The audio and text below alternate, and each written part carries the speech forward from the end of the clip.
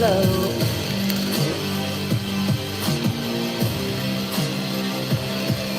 Hello, Shauna. Hey, Howling at the Moon. Hello, Anna. Hey, Palm. Hello, Rose Ruby.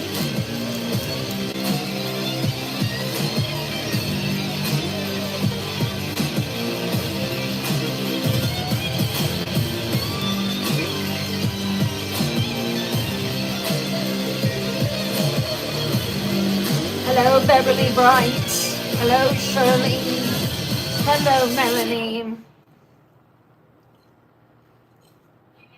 How are all my lovely Grims doing, my lovely night dwellers?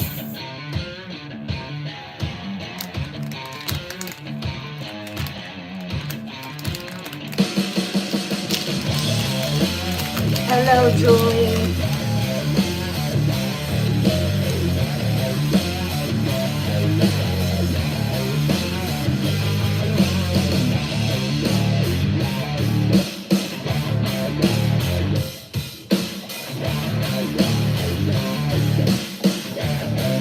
Hello.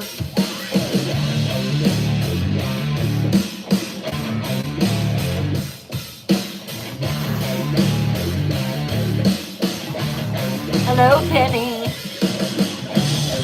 Hey, boss man. Hello, Nana Sherry.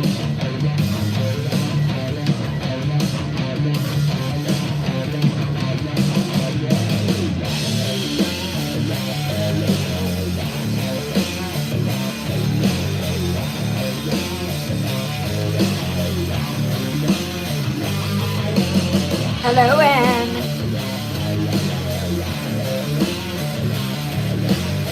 Hello, Sandra. Hey, Debs.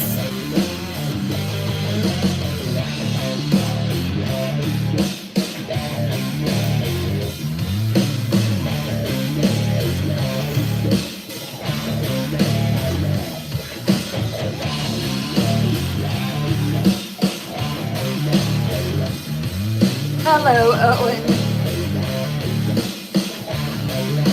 Hey, Kimmy.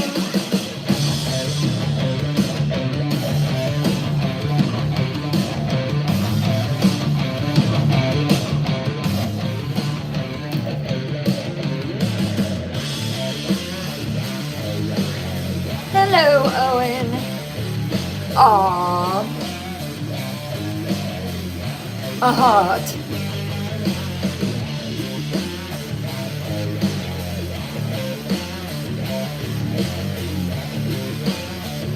Oh my goodness, Penny. Are you all right? Hello, Curry.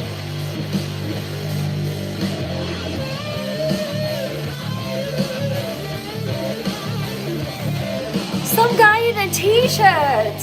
Hello. It's been a while. Welcome back. Hey, Bling Queen. Hey, Peanut. Hey, Tara. Shirley. Judy Still. Hello. Hello, love. Hey, Rhonda. Hey, Kimberly.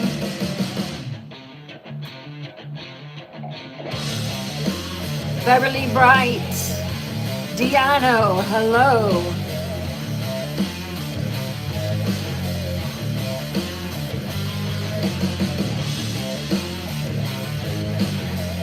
Welcome to Dark Fairy Tale Night.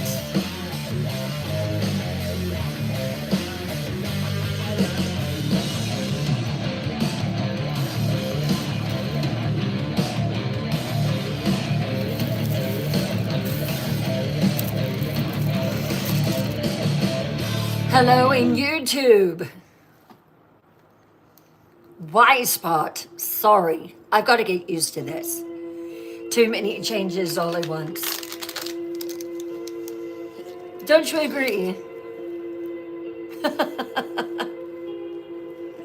If you are brand new here, this is Twisted Tales Live. I am your host, Bryn Morgan. I'm a horror author, but I also love telling scary stories, not just writing them. Tonight is Dark Fairy Tale Night. Tonight is Little Red Riding Hood. Grandma, what big eyes do you have? The better to eat you with, my dear.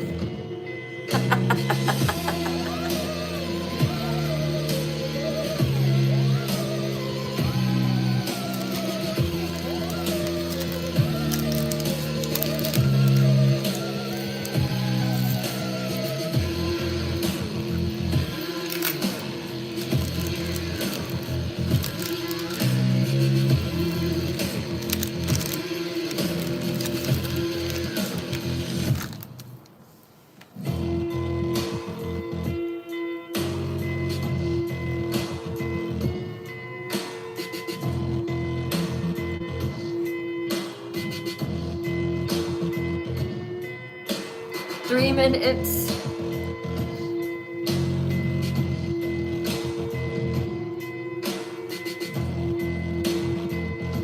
Hello, Spicy Joe.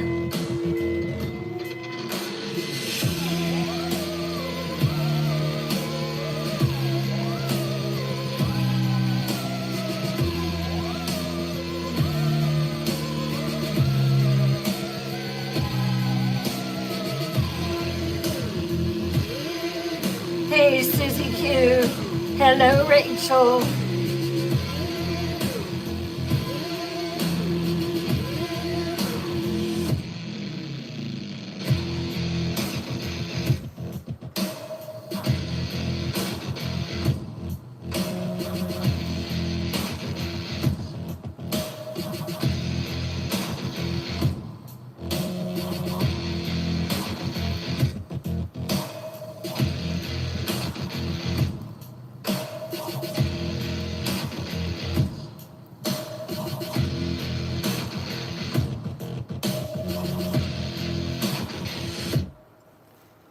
Hello, Casper.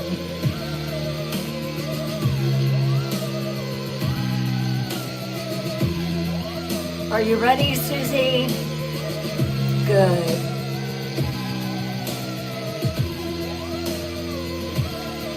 Good to see you.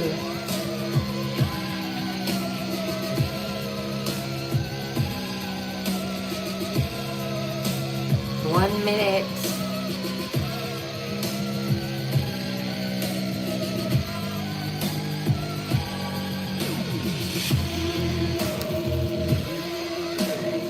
Thank you, Casper.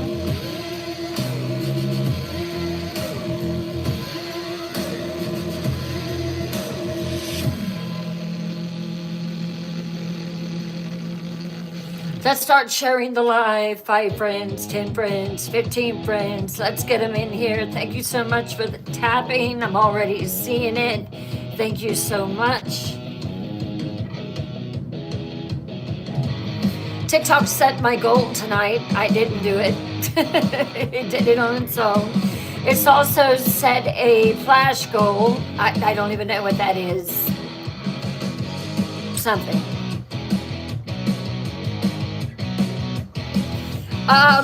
I'll see if I can make room for it, Casper. It's so tight in here. I am about that close to moving into my new space. So y'all just hang on. Thank you, Anna. Oh, they cute.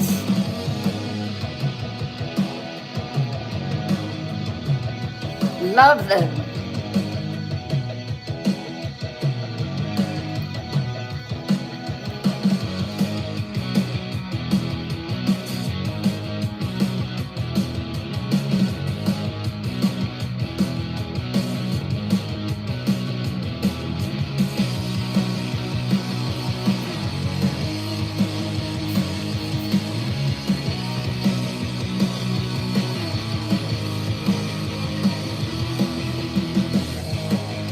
Thank you, Nana Sherry. Thank you, Casper. They came Saturday and I was so happy, but it has taken a while to get them here.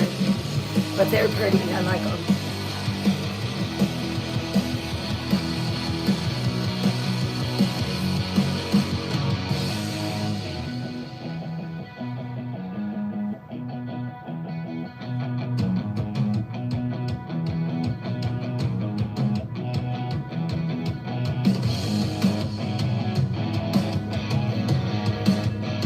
Oh, thank you, Penny.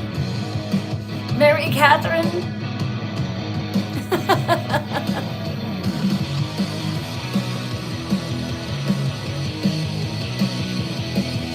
I like these spiders. These spiders will suit me just fine.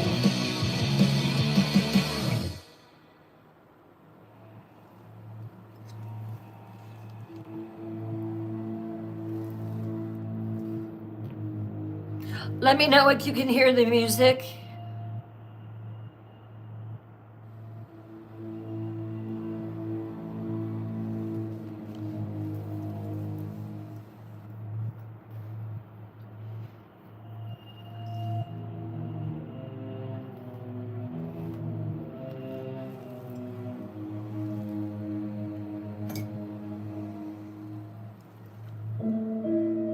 You can? Okay, good.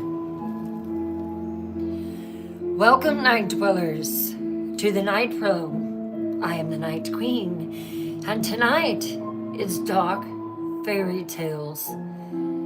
Tonight's story is Red Riding Hood. It was always one of my favorites as a child.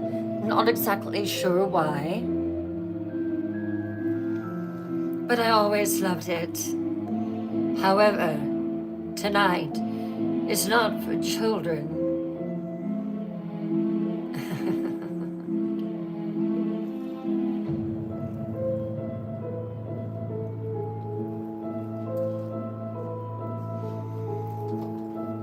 Hello, Cece, and welcome in.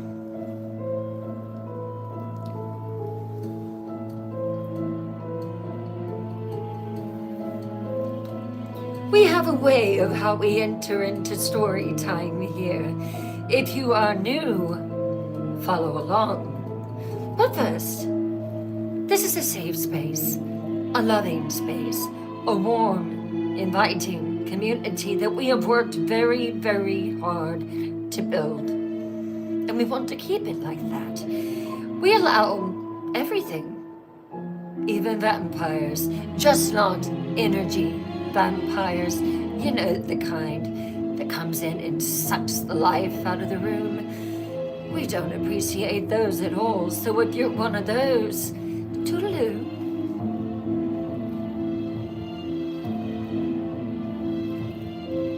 Are you ready? Lower your lights.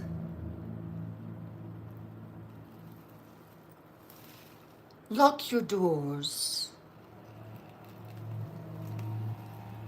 Light a candle to chase those shadows away.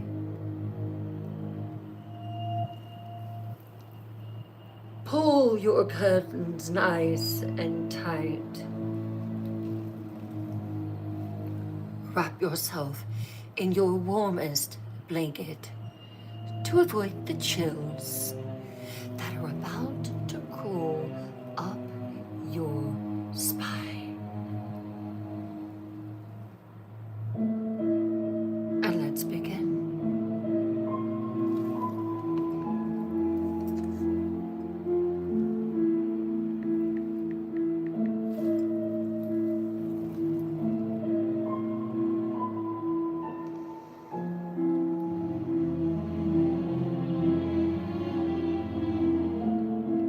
Chapter 1. The Girl Who Wore Danger. Some colors carry secrets, and some stories hide truths too dark for daylight. Once upon a time, but not the once upon a time you remember from sweet bedtime stories as a little girl or boy. There lived a girl on the edge of a vast, ancient forest. Her real name has been lost to history, buried beneath centuries of retellings and sanitized versions. Tonight isn't sanitized. Tonight, you will find out the true story. But everyone in the village called her Little Red Riding Hood, after the crimson cloak she wore every single day. That cloak wasn't just a fashion choice. In those medieval times, colors meant something. They told stories about who you were, what you'd done, and what others thought of you. And red was complicated. Picture this girl, if you will, maybe 15 or 16 years old, with golden hair that caught sunlight like spun silk, and blue eyes that still held traces of childhood innocence. She was beautiful in that dangerous way that made village women whisper and village men stare just a little bit too long.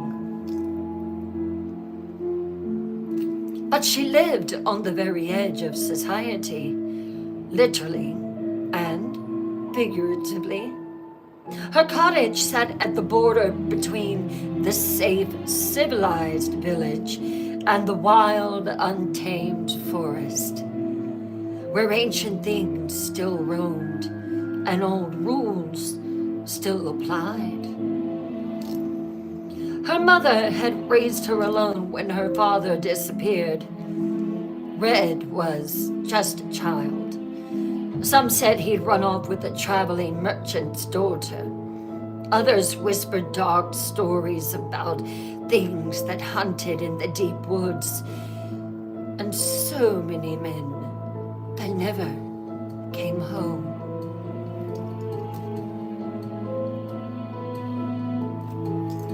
Red's mother was worn thin by years of struggle, working as a seamstress, taking in washing, doing whatever it took to keep food on their table and a roof over their heads.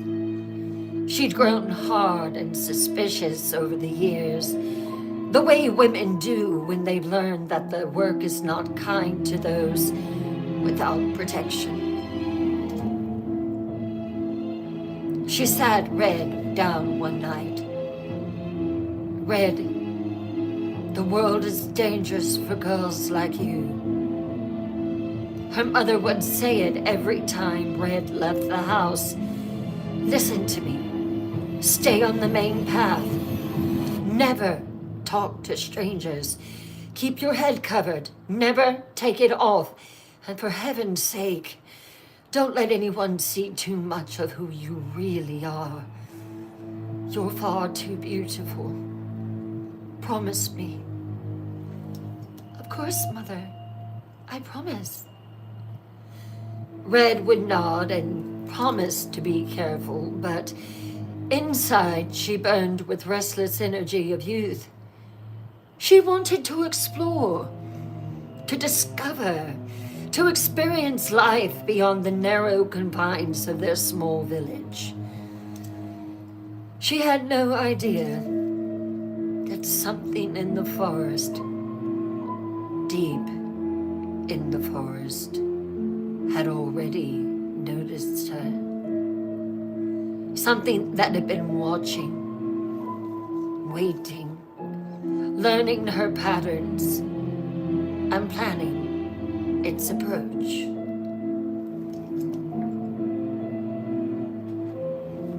The village itself was like hundreds of others across medieval Europe, small, insular, bound by traditions that went back for generations. Everyone knew everyone else's business. There were no secrets there. And gossip spread faster than wildfire. Red had grown up hearing the stories, the whispered stories around the bonfires on a winter evening, tales of travelers who vanished off forest roads. Poof, gone. Of strange howling that echoed through the trees on moonless nights. Of things that walked on two legs, but weren't quite human. But she was young, and the young always believe they're invincible, don't they? They always think that terrible stories happening to other people in other places at other times are unfortunate. But it will never happen to me.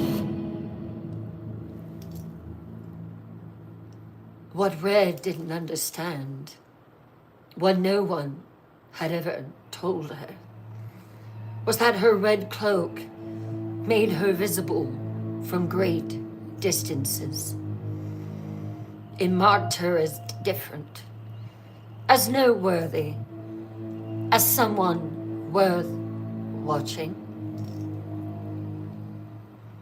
In the deep forest, patient eyes had been tracking that splash of crimson through the trees for months, hearing her musical sound to her voice, her laughter as she chased a butterfly, learning her schedule, her routes, her habits, waiting for the perfect opportunity to strike. Because predators, whether human or otherwise, are nothing if not patient.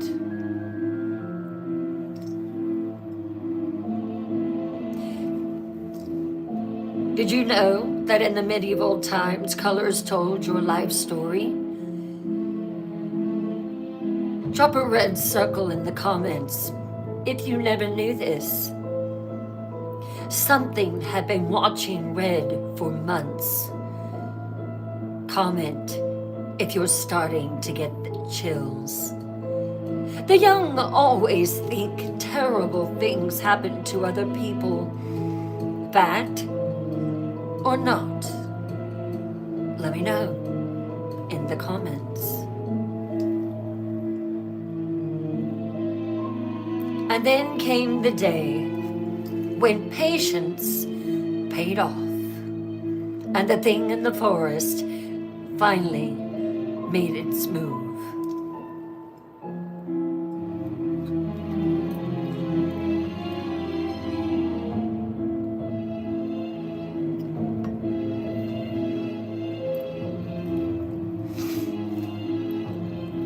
Chapter 2, The Summons to the Forest. Some journeys are chosen. Others are orchestrated by forces beyond our understanding.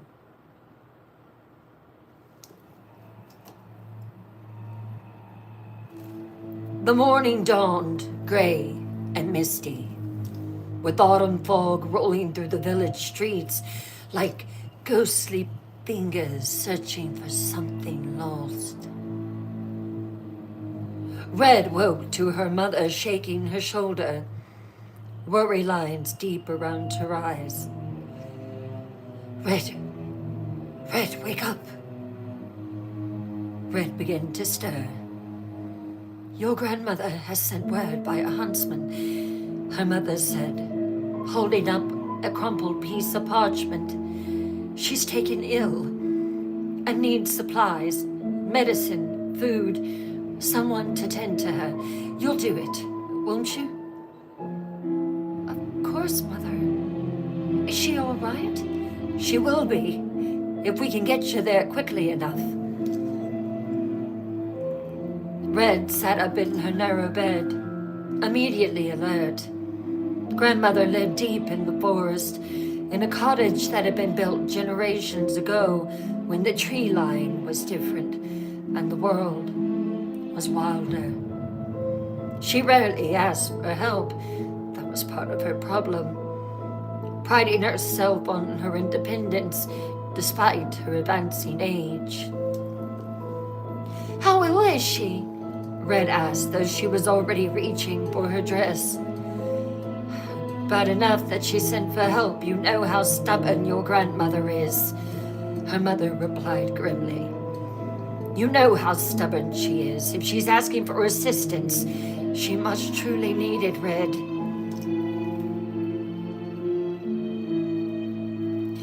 Red's grandmother was more than family. She was the keeper of the old stories, the one who remembered songs and recipes and remedies that went back to before the village had a church, before Christianity had fully taken hold in these remote places.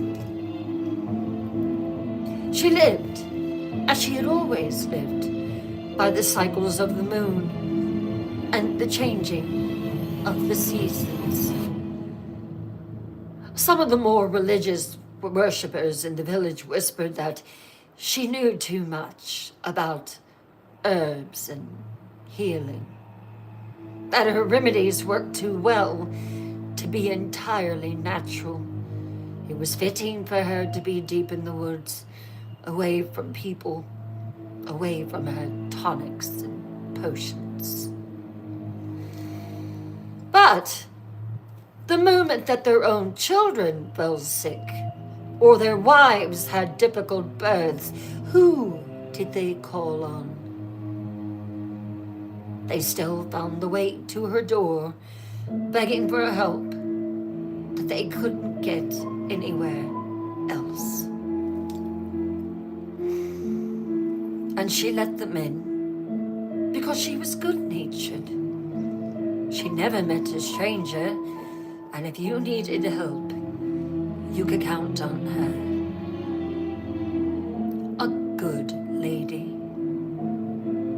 Red's mother packed a basket carefully, bread still warm from the oven, a small wheel of cheese, a bottle of wine that she had been saving for such a special occasion, and various herbs and medications that grandmother had taught her and Red to prepare.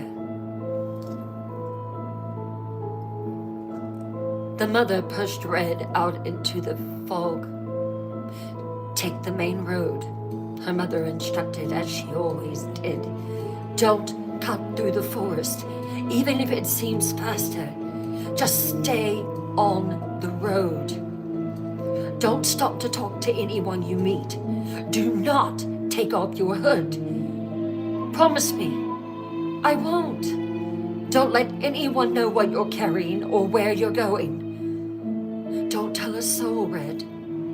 You can't trust anyone. It could be a wolf in sheep's clothing. Promise me, my dear girl. The mother grabbed Red and hugged her tight, inhaling the scent of her daughter. Red nodded, pulling on her crimson cloak and fastening it securely. The cloak had been her grandmother's gift on her 15th birthday, made from the finest wool and dyed with costly pigments that had taken months to save for. It was a brilliant red. Red loved her hood. But once she had asked her grandmother, why this color? Grandmother, it could be any color, blue, yellow, white. She had asked that question when she first received it. Her grandmother had smiled mysteriously. Red is the color of life, child, of blood and birth, and the fire that keeps us warm. Wear it proudly, but wear it carefully. Colors like this draw attention from more than just human eyes. Then why do I wear it? If it draws attention, because you're beautiful, and you deserve the most beautiful things. At that time, Red had thought it was just another of her grandmother's cryptic sayings. Now, walking through the misty morning streets toward the forest path that veered to the left, she remembered those words with a slight shiver. The forest loomed ahead of her, ancient and vast, stretching for miles in every direction. These were old woods, the kind that had existed since the world was young, filled with oaks and pines that had grown thick and tall over centuries.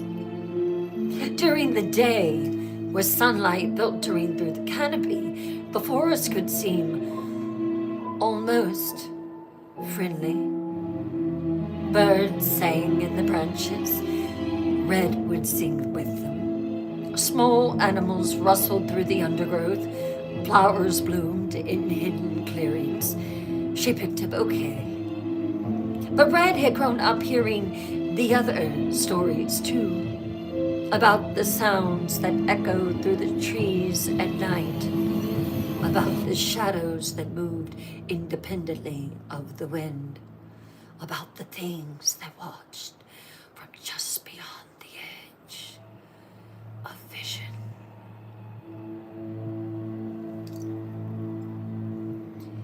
She took a deep breath and stepped onto the forest path, the basket swinging gently at her side. La la la, la la la la la. The basket swinging, the bread sending its aroma through the trees.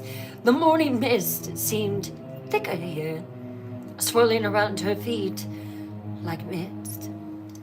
Behind her, the village sounds grew fainter, the lowing of cattle, the ring of the blacksmith's hammer, the chatter of early morning market goers.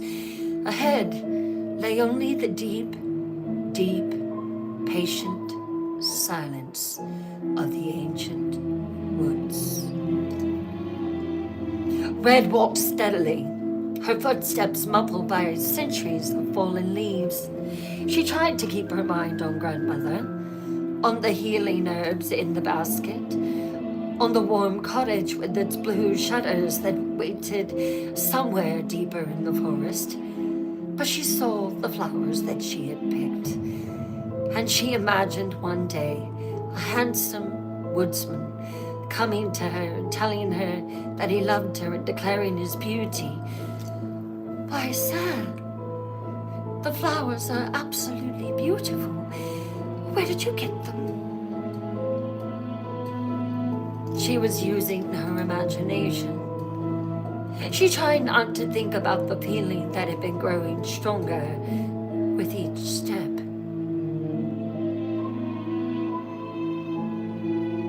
She tried to keep her mind on grandmother. The sensation of being watched, though, by something that remained carefully hidden just beyond sight, is what she was feeling. Her senses were screaming at her. What Red didn't know was that her journey had been anticipated. That the letter calling her to grandmother's cottage hadn't been sent by grandmother at all. That somewhere in the deeper shadows of the forest, something waited with inhuman patience for a girl in a red cloak to walk into its carefully prepared trap.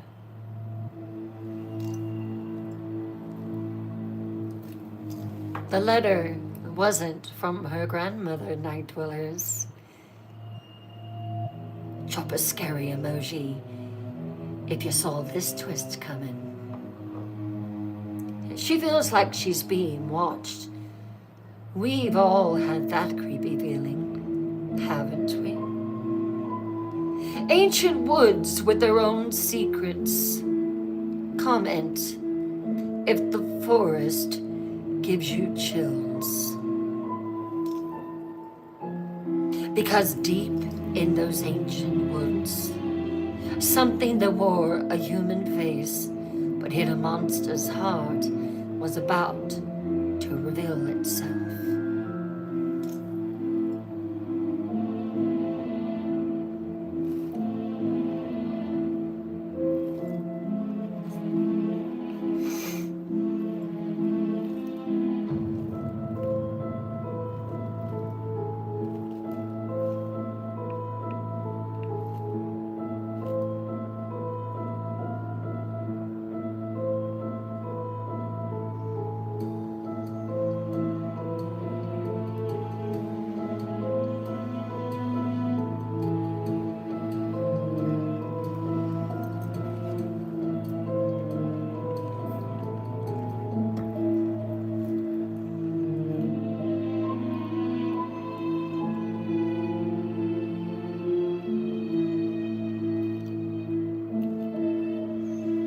Chapter 3, The Charming Stranger. The most dangerous predators are the ones who make you want to trust them. Red had walked perhaps a mile into the forest when she heard it. The sound of someone whistling a cheerful tune somewhere ahead on the path. She slowed her pace, suddenly cautious. It wasn't unusual to encounter other travelers on forest roads, but something about the timing felt planned, orchestrated. As she rounded a bend in the path, she saw him, a man of perhaps 30 years, tall and well-built, with dark hair and a smile that seemed warm and genuine. He was dressed like a hunter or a woodsman, with a practical leather jacket and sturdy boots. But there was something about him that didn't quite fit. His clothes were too clean, too well-maintained. His hands looked soft, uncalloused, and his smile, while certainly charming, didn't quite reach his eyes. "Good morning, beautiful maiden," he called out, tipping an imaginary hat in her direction. "What brings you into these deep woods on such a misty morning?" Red hesitated, remembering her mother's warnings about talking to strangers. But the man seemed friendly enough, and it would have been rude not to respond to a polite greeting, right? That wasn't how her mother had raised her. "Good morning," she replied carefully. "I'm visiting my grandmother, who's taken ill." Uh-oh. Mummy's rules have already been broken. Don't talk to strangers, and don't tell where you're heading. The stranger's smile widened, showing teeth that seemed just a bit too sharp, too white, too eager. The stranger's smile widened, showing teeth that seemed, "How thoughtful of you," he said, his voice smooth as honey. "Family is so important, don't you think? And where does this beloved grandmother of yours live? Perhaps I know her. I'm quite familiar with all the inhabitants of these woods. Red felt a chill that had nothing to do with the morning mist. There was something in the way he said inhabitants that made her skin crawl, as if he was including things in that category that weren't entirely human.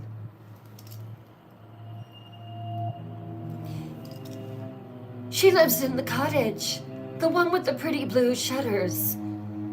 Oh, Red. Another rule broken. Red said, trying to keep her voice steady.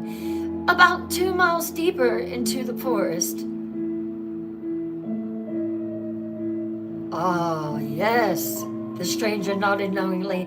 I know the place well. Quite isolated, isn't it? So far from the village, so private. The way he said private made Red's heart beat faster. She clutched her basket tighter, suddenly very aware of how alone she was, how far from help. I should be going, she said, taking a step forward on the path. Grandmother is expecting me. But the stranger moved smoothly to block her way, not threatening exactly, but definitely not letting her pass easily. No need to rush, he said. These forest paths can be dangerous for a young lady traveling alone. Wolves, you know, and other things. Perhaps you'd like an escort. I know these woods intimately. There was something in the way he said intimately that made Red's blood turn cold. And the way he mentioned wolves, not as a general warning, but as if he knew something specific about them. That's very kind, Red said politely. But I've walked this path many times. I'll be fine on my own. The stranger's smile faltered for just a moment, revealing something cold and hungry underneath. But then it was back, charming as ever. Well, if you insist on traveling alone, beautiful maiden, perhaps I should suggest a shortcut. There are actually 2 paths that lead to your grandmother's cottage. The path you're on, which is long and winding and will take you hours, and another path, much more direct, that could get you there in half the time. Red knew she shouldn't listen. Every instinct was screaming danger, but she was genuinely worried about her grandmother, and if there was a faster way. The paths of needles and the paths of pins, the stranger continued, pointing to 2 different routes that branched off from the main road. The path of pins is easier, much more pleasant. Flowers and butterflies and lovely scenery to distract you on your journey. He pointed to the other path, narrower and darker. The path of needles is more direct, but harder going. Thorns and brambles and rough terrain. You would rip that pretty red hood off your head by the low-hanging branches. All right, I'll take the path of pins, Red decided. It seemed safer, somehow less likely to hide unpleasant surprises. The stranger's grin became something altogether more predatory. Excellent choice, my dear. I happen to be going in that direction myself. Perhaps I'll take the path of needles, and we can see who arrives first. A friendly race, you might say. Before Red could respond, the stranger had melted back into the forest shadows like smoke, leaving her alone on the path with a growing sense that she had just made a very terrible mistake. But it was too late to change her mind now. The path of pins stretched ahead of her, dappled with morning sunlight and lined with wildflowers that seemed to beckon her forward. Red took a deep breath and continued walking, trying to shake off the uneasy feeling that the stranger's race was not the friendly competition he made it sound like. Behind her, she didn't see the figure that emerged from the shadows to watch her go, or notice the way that it licked its lips, as if already tasting something delicious.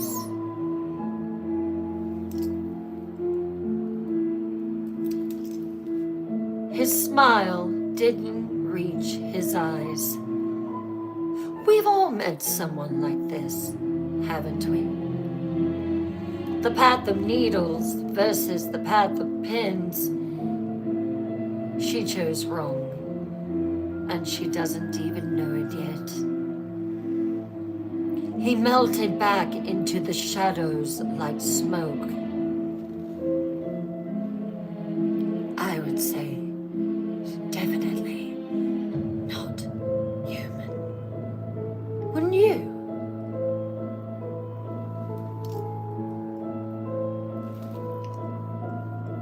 Because while Red took the scenic route, picking flowers and enjoying the morning, something inhuman was racing ahead on the path of needles, preparing a trap more horrifying than she could ever imagine.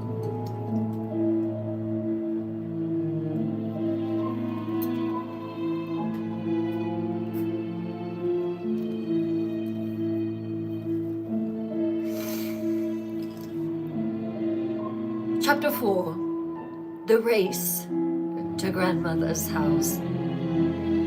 While innocence stops to admire beauty, evil races ahead to destroy it. The path of pins was everything that the stranger had promised. Wide, well-maintained, lined with wildflowers and dappled with gentle sunlight that filtered through the canopy above. Red found herself relaxing despite her earlier unease. The forest seemed friendly here, almost welcoming. Birds sang in the branches, butterflies danced among the flowers, and a gentle breeze carried the sweet scent of blooming honeysuckle. She slowed her pace, distracted by the beauty around her. Here was a patch of wild strawberries, their red fruit gleaming like tiny jewels among the leaves. She would pick some for Grandmother and herself. She would love them. There, a butterfly with wings like stained glass, too beautiful to ignore. She chased it until it rose higher and higher and higher into the air. She stopped to pick some flowers for Grandmother, white daisies and purple violets that would brighten the sick room. She gathered berries to add to the basket, thinking they might tempt Grandmother's appetite. Time seemed to stretch and slow in that enchanted part of the forest. Red felt like she could wander forever among the flowers and sunshine, forgetting about illness and worry and the strange encounter with the too charming stranger. What Red didn't realize was that every moment she delayed, every flower she picked, every butterfly she chased was exactly what her mysterious racing partner had counted on. The path of needles was everything he had said it would be. Narrow, difficult, overgrown with thorns and brambles that would have torn an ordinary traveler's clothes and flesh. But the creature that ran that path was not ordinary, not human, not bound by human limitations either. He moved through the forest like a shadow given form, like something that belonged to the wild places and knew their secrets. Thorns that would have drawn blood from human skin barely scratched him. Roots that would have tripped a mortal man seemed to bend away from his feet. His human disguise began to slip as he ran, revealing glimpses of something far more primal underneath. His movements became more fluid, more animal-like. His breathing deepened into something that was almost a growl. By the time he reached the cottage with the blue shutters, he had been waiting for nearly an hour, watching the path for any sign of the girl in the red cloak. Grandmother's cottage sat in a clearing surrounded by ancient oaks, their gnarled branches forming a natural cathedral around the small building. It was a place that had stood for generations, built by people who understood how to live in harmony with the forest rhythms. The cottage itself was charming in an old-fashioned way. Whitewashed walls, a thatched roof, flower boxes under the windows, and those distinctive blue shutters that made it recognizable from a distance. Smoke rose from the chimney, suggesting that someone was home and tending to the fire. The garden showed signs of careful maintenance despite grandmother's supposed illness, vegetables growing in neat rows, herbs hanging from the eaves to dry.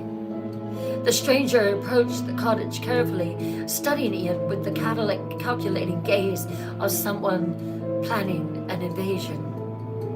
He noted the sturdy door, the small windows, the isolation that meant no one would hear screams or cries for help. This was perfect, private, and secure. He walked up to the front door and knocked, not frantically, as someone seeking help might knock, but with the steady, patient rhythm of someone who knew exactly what he was doing. "Who's there?" came a voice from inside. An old woman's voice, weak with illness, but still cautious. "It's Red, Grandmother," the stranger replied, and his voice was no longer his own. Somehow, impossibly, he had made it sound exactly like the girl. He could mimic quite well. He sounded exactly like Red, who was still picking flowers miles away on the path of pins. There was a moment of silence, then the sound of shuffling footsteps approaching the door. "Red? But you weren't supposed to come until..." "The latch is stuck, dear. Can you help me with it?" The stranger smiled, revealing teeth that no human throat should have been able to accommodate. "Of course, Grandmother," he said in that perfectly mimicked voice. "Just step back from the door.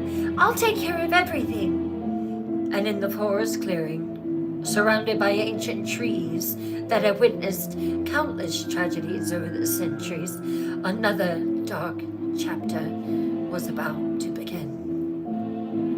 Meanwhile, Red continued her leisurely journey, still miles away, still believing she was participating in a friendly race, still unaware that every flower she picked was another moment of preparation for the trap that awaited her. The basket of gifts for Grandmother swung gently at her side, filled with all the things that were supposed to bring comfort and healing.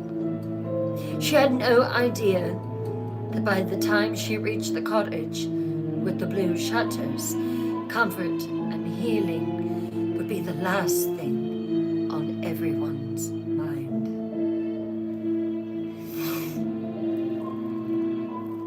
Did you know that a werewolf could mimic? That is a great supernatural ability. Every flower she picks gives it more time to prepare the trap. Grandmother thinks she's helping Red with the stuck latch. The irony is heartbreaking, isn't it?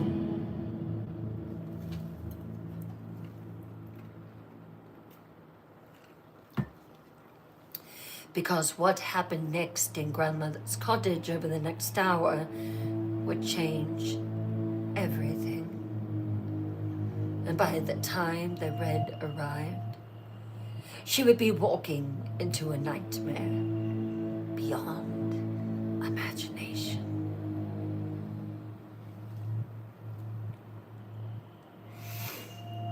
Chapter 5, The Transformation at Grandmother's Door. Some doorways lead to safety. Others lead to places where safety has never existed. When the cottage door swung open, Grandmother saw exactly what she expected to see. Her beloved granddaughter, travel-worn from the journey through the forest, basket in hand, red cloak brightening the gray morning. "Oh, my dear child," she said, stepping forward with arms outstretched. "You came so quickly. I was worried the message wouldn't reach you in time."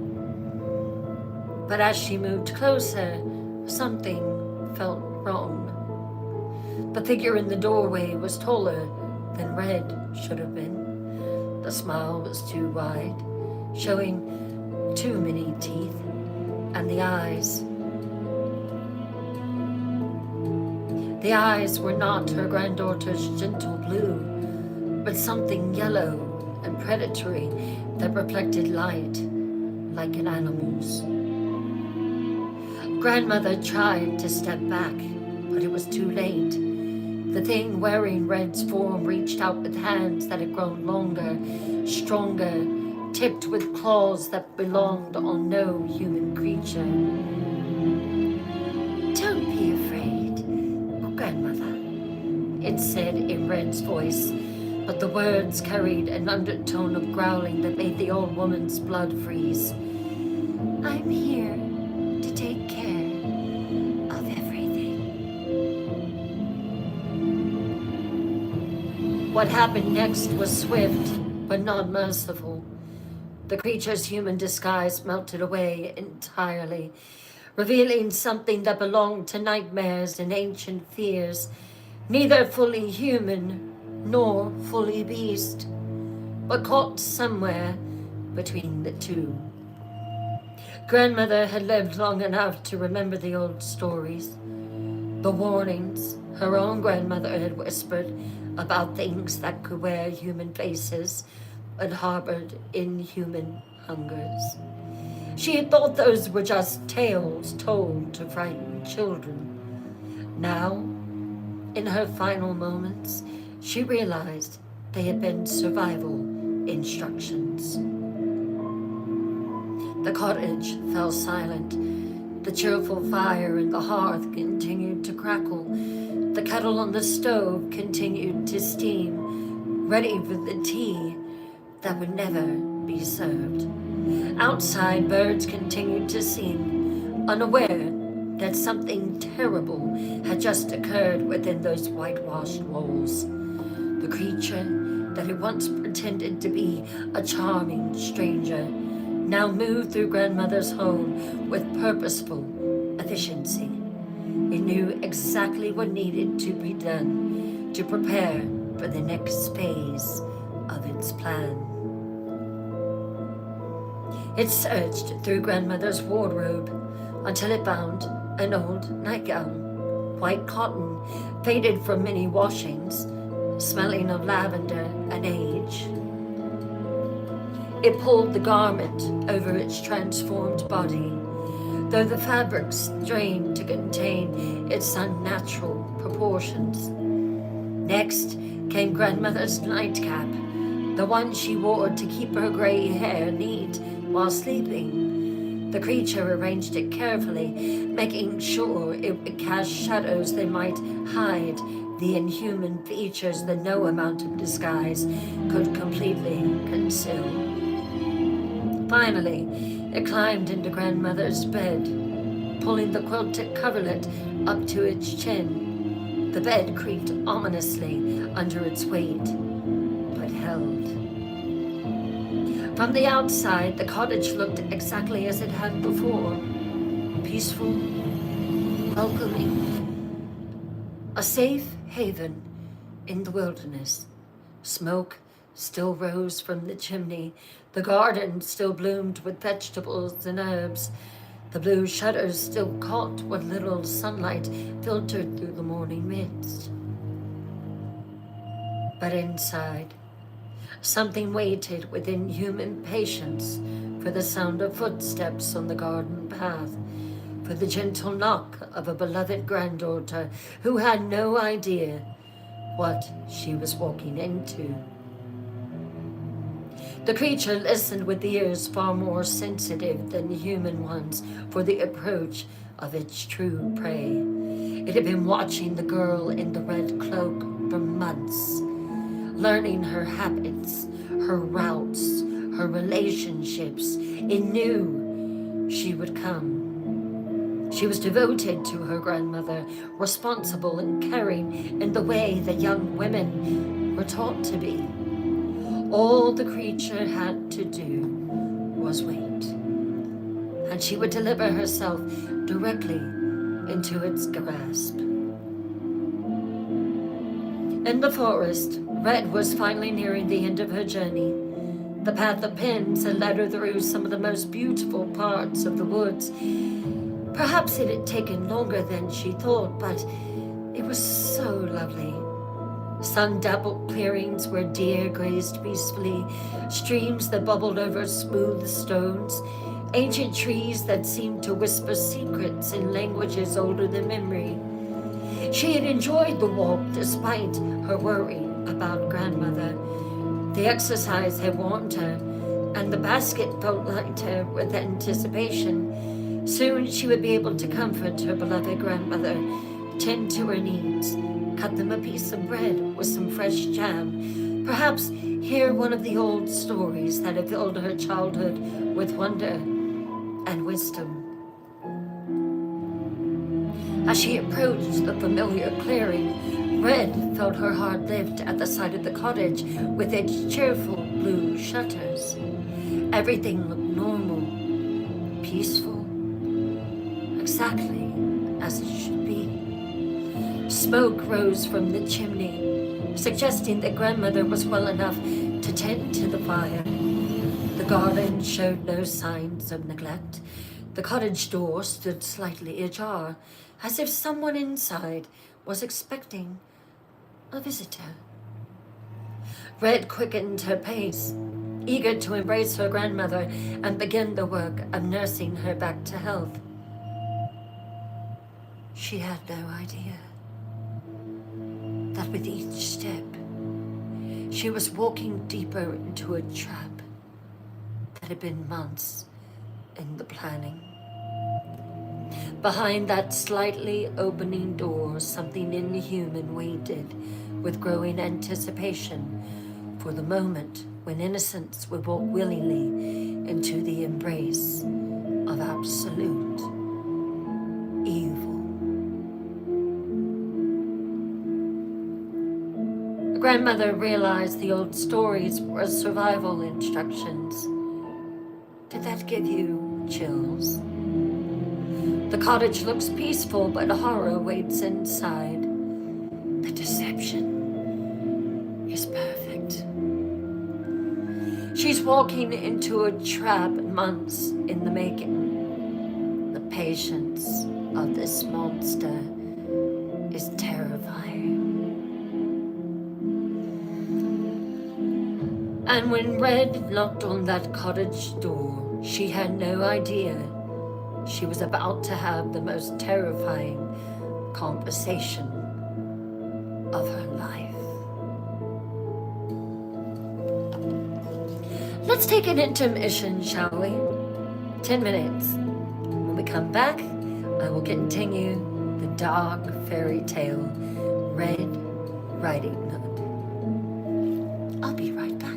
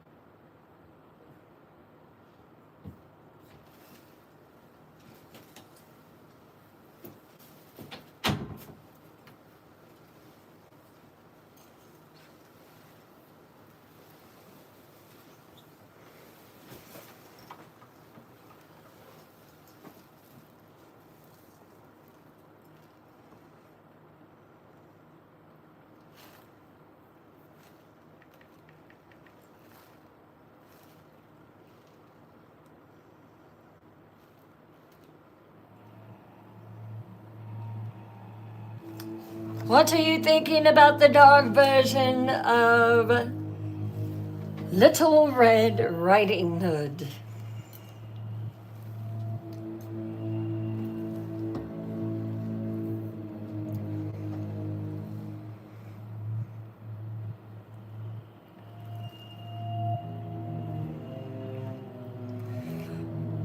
Welcome to everyone that is here tonight. Hello, Chariot of Fire. You love ghost stories? It is, Lindsay. Lindy Smith. Yes, Lindy, it is. Hello, who's that girl? Hey, Alabama. Hey, Pastelina Pink.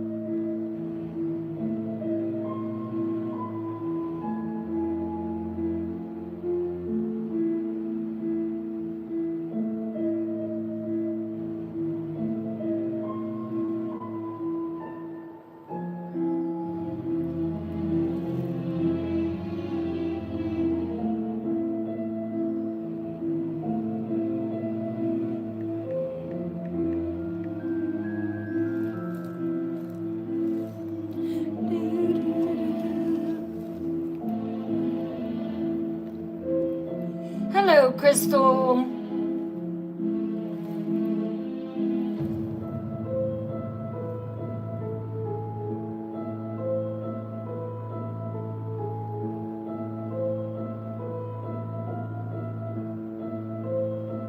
Hey, Wendy, how are you?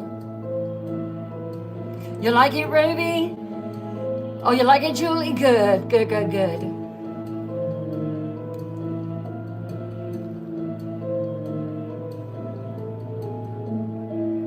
Well, I hope you fall asleep to it. GFPRS, hello. Do you like ghost stories?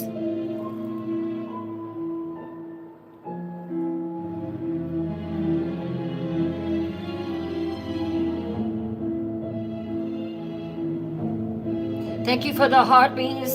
Thank you.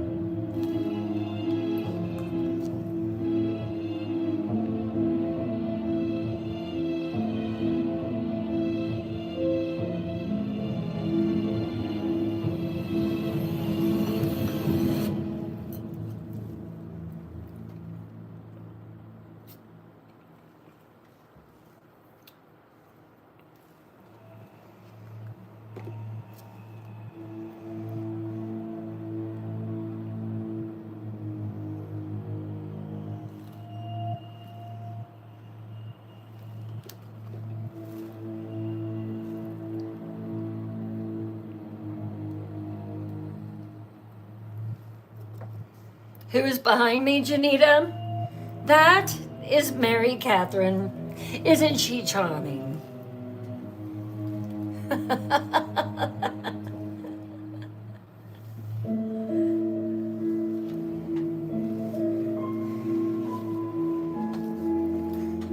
Isn't she a treasure? Very charming indeed. Don't talk too bad about her. Hello, Leslie Marie. See, Lindy, she is beautiful. You just have to look at her through with appreciative eyes. I mean, just look at her. She is a good girl.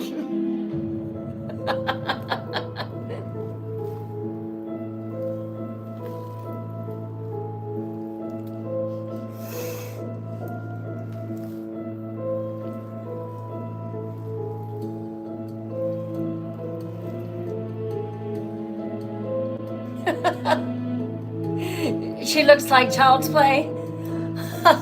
They're comparing you to Chucky.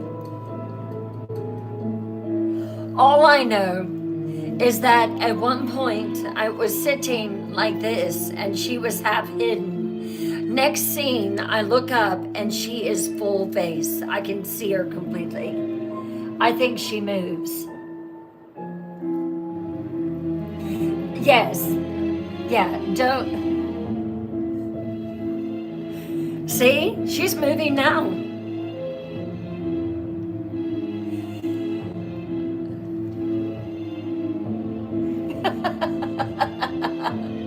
Hey, Zoe Ann. Chucky's wife? Oh, yeah. Oh, his mistress. Hey, Ray Bab. If she blinks, you're out. Uh-oh. Hey, Melissa. One more minute.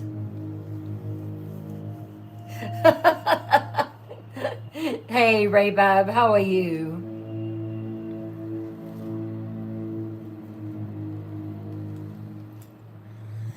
How's it going over there in YouTube?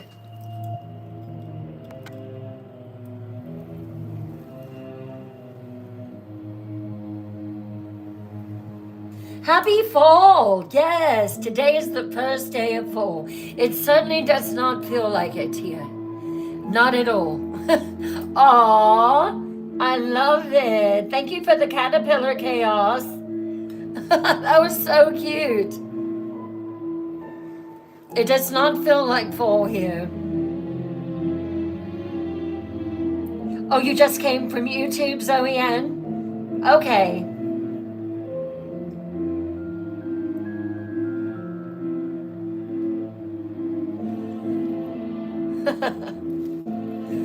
All right, who is ready for the second part of Little Red Riding Hood?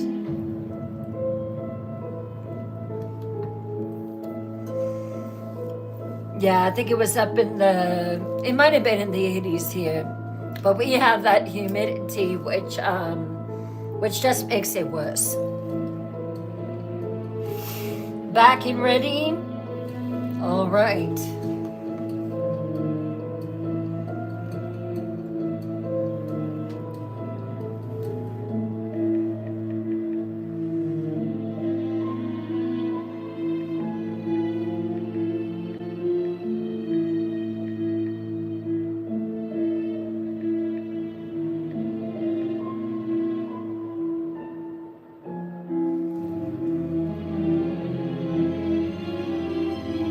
'90s where you are, Zoe Ann? Oh my gosh, that is hot.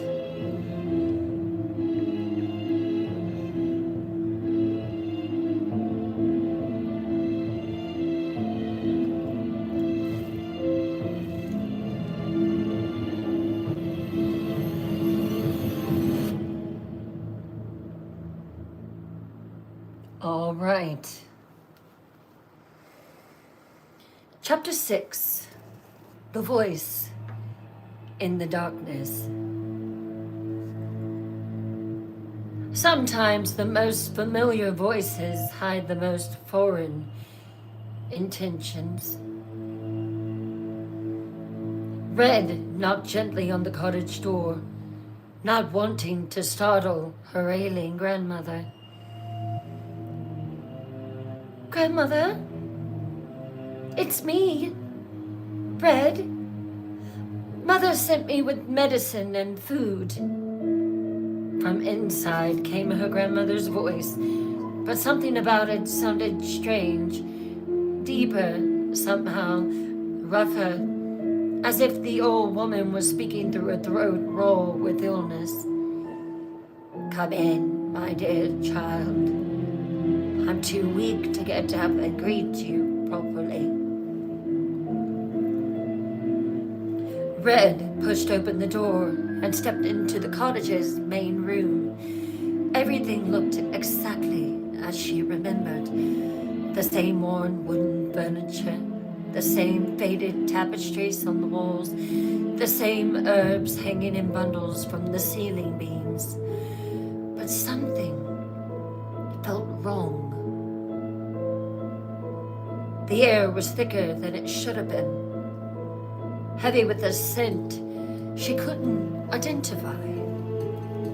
And the shadows seemed deeper, as if the very light was reluctant to enter this space. I'm in the bedroom, dear, came grandmother's voice again. Please, come closer. I can barely see you from here.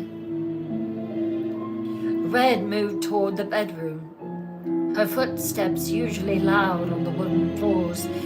The cottage, which had always felt cozy and welcoming, now seemed to press in around her like a trap closing. The bedroom was darker than the main room, with heavy curtains drawn across the windows, and the only flickering light of a single candle to illuminate the scene. Hang tight, just one moment.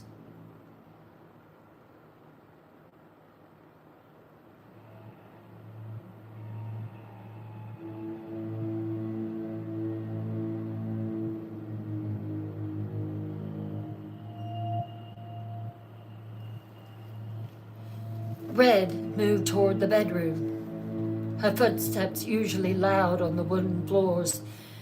The cottage, which had always felt cozy and welcoming, now seemed to press in around her like a trap closing. The bedroom was darker than the main room, with heavy curtains drawn across the windows, and only the flickering light of a single candle to illuminate the scene. In the bed lay a figure, covered in blankets up to its chin, wearing grandmother's familiar nightgown and nightcap. But the proportions seemed wrong somehow, too large, too bulky, as if the bed was struggling to contain whatever lay beneath the covers. Oh, grandmother, Red said, approaching the bedside with genuine concern. You look terrible. You must be sicker than we thought. I am very ill indeed, said the voice from the bed. And now Red could hear the strangeness in it more clearly. It sounded like grandmother's voice layered over something else, like an echo with a different source. But seeing you has already begun to make me feel better. Come closer, my dear. Sit beside me on the bed. Let me look at you properly. Red sat down in her basket and perched carefully on the edge of the mattress, which creaked and shifted under even her slight weight, as if something massive lay beneath the blankets. Grandmother, she said softly, studying the figure in the dim candlelight. What big eyes you have. The eyes that looked back at her were not the warm brown eyes she remembered, but something yellow and gleaming that seemed to catch and hold the candlelight in an unnatural way. All the better to see you with, my dear, came the reply, and there was something hungry in those strange eyes, something that made Red's skin prickle with instinctive fear. And grandmother, Red continued, though her voice was beginning to tremble, what big ears you have? The ears that poked out from beneath the nightcap were pointed, covered with coarse dark hair, and they twitched and swiveled as if listening to sounds beyond human range. All the better way to hear you with, my child, said the voice. And now Red could detect something that was definitely not human beneath the familiar words.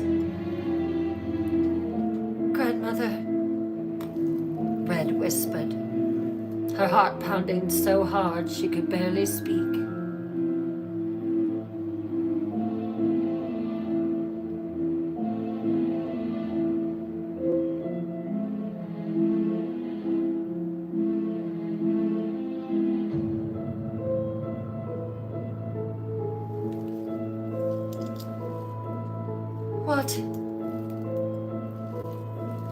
What big hands you have.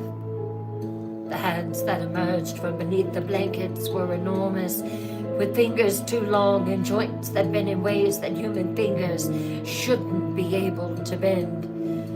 The nails had grown into claws that could tear through flesh like paper.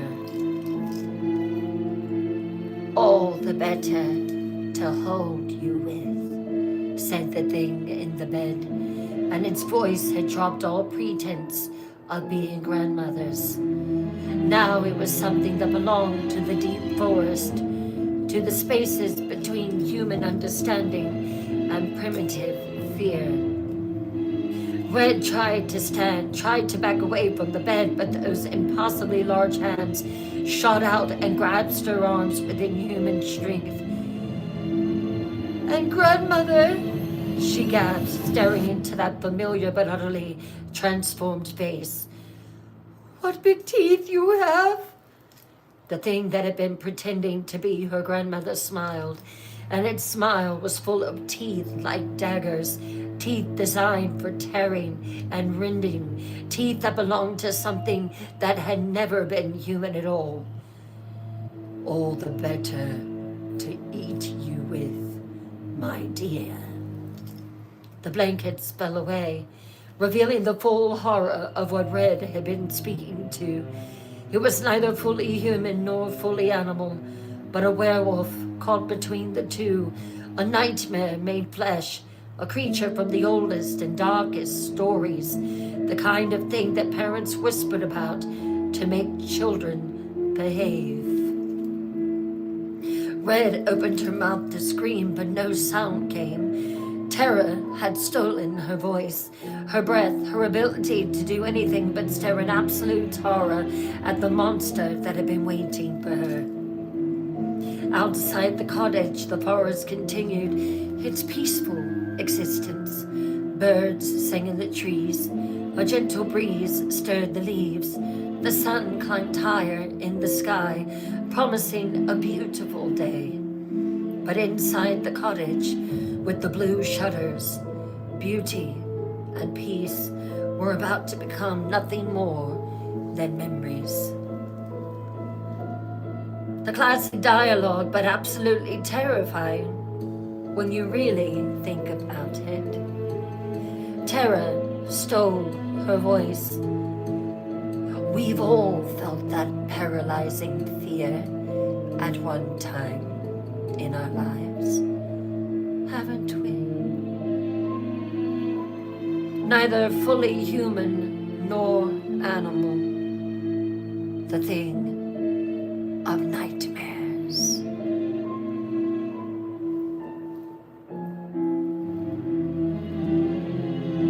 And in that moment of absolute terror, Red learned that some monsters don't just want to hurt you. They want to make you disappear completely.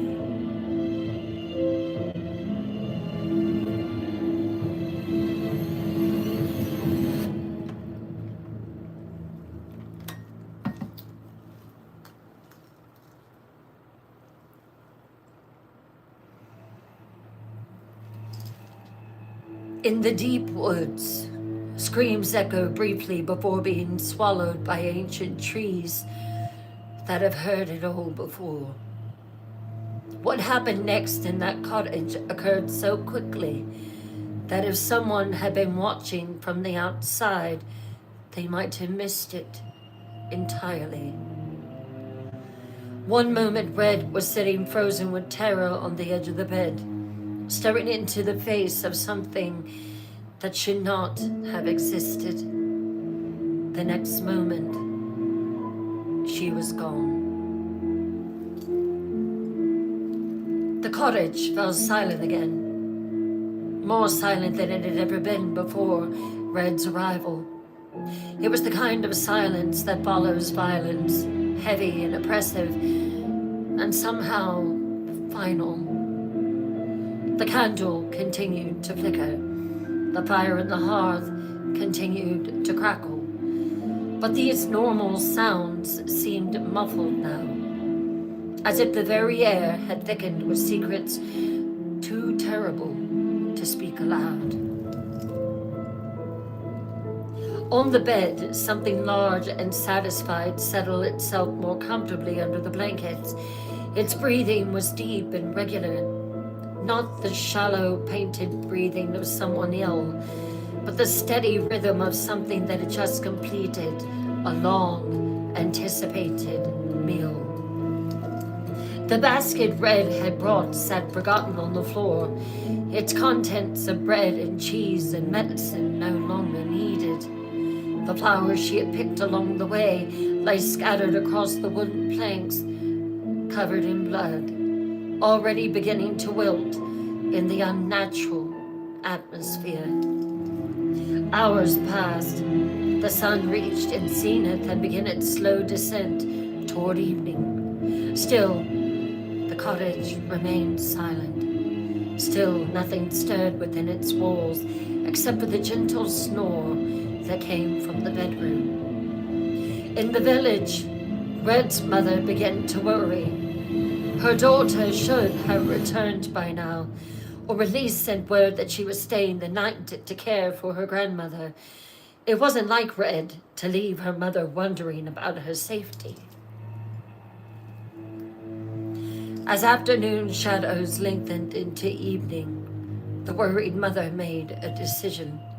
She would walk to the cottage herself, check on both her daughter and her mother-in-law, and make sure that all was well. She wrapped a shawl around her shoulders and set out on the forest path. The moonlight lit it in silvery blue, her heart heavy with the kind of foreboding that mothers know all too well, the sense that something had gone terribly wrong with their child. But she would never reach the cottage with blue shutters. Halfway through the forest, she would encounter a woodcutter returning from his day's work, and he would have news that would shatter her world. I stopped by the old woman's cottage, he would tell her. Found it empty, door standing open, signs of disturbance, no sign of either woman. I'm gathering men to search the forest, but he would trail off, unable to voice what they both feared, that in these ancient woods, some disappearances had explanations too terrible to speak aloud.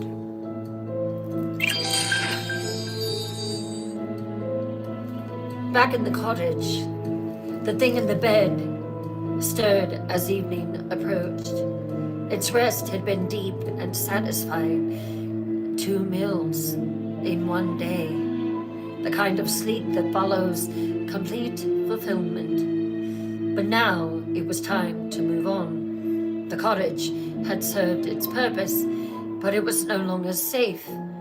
Too many people knew that Red had been coming here. Too many would come looking when she failed to return.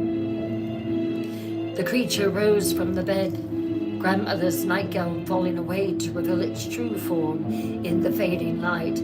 It moved through the cottage one last time, erasing evidence, arranging the scene to suggest that both women had simply left. It opened windows to let in the evening breeze, scattered some belongings as if packed in haste, left just enough ambiguity to make the disappearance seem like a choice rather than a crime. Then it melted back into the forest, leaving behind only questions that would never be fully answered, and a cottage that would stand empty for years to come. The villagers would search for days. They would find traces, a scrap of red fabric caught on a thorn bush, footprints that seemed too large to be human, signs of something large having moved through the underbrush. But they would never find Red or her grandmother, no matter how hard they looked. The forest had swallowed them completely, as it had swallowed so many others over the centuries. Some of the older villagers would nod knowingly and whisper about the old stories, the warnings their grandparents had passed down about things that hunted in the deep woods. They would speak of creatures that could wear human faces but harbored inhuman appetites.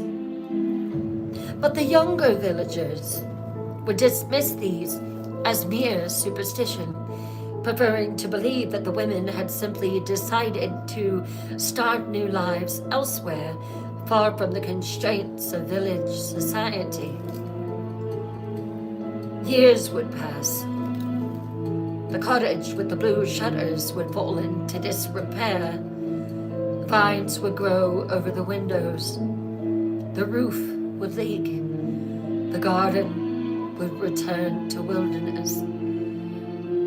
But sometimes, on misty mornings, like the one when Red had first set out with her basket of gifts, travelers would report seeing a figure in a red cloak walking the forest paths, always alone, always just visible enough to be noticed, but never clear enough to be certain. And those who claimed to see the figure would notice something disturbing.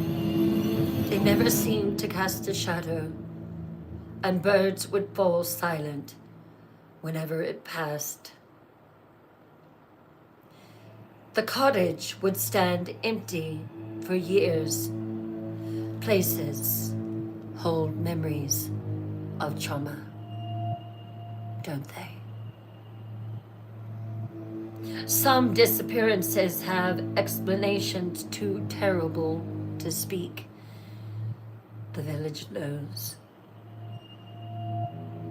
A figure in red still walks the forest paths. But is it really her?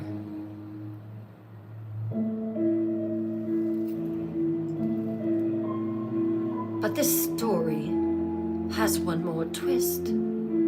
Yes, in my version, Red is gobbled up by the werewolf. Because 20 years later, another girl in a red cloak would walk these same forest paths.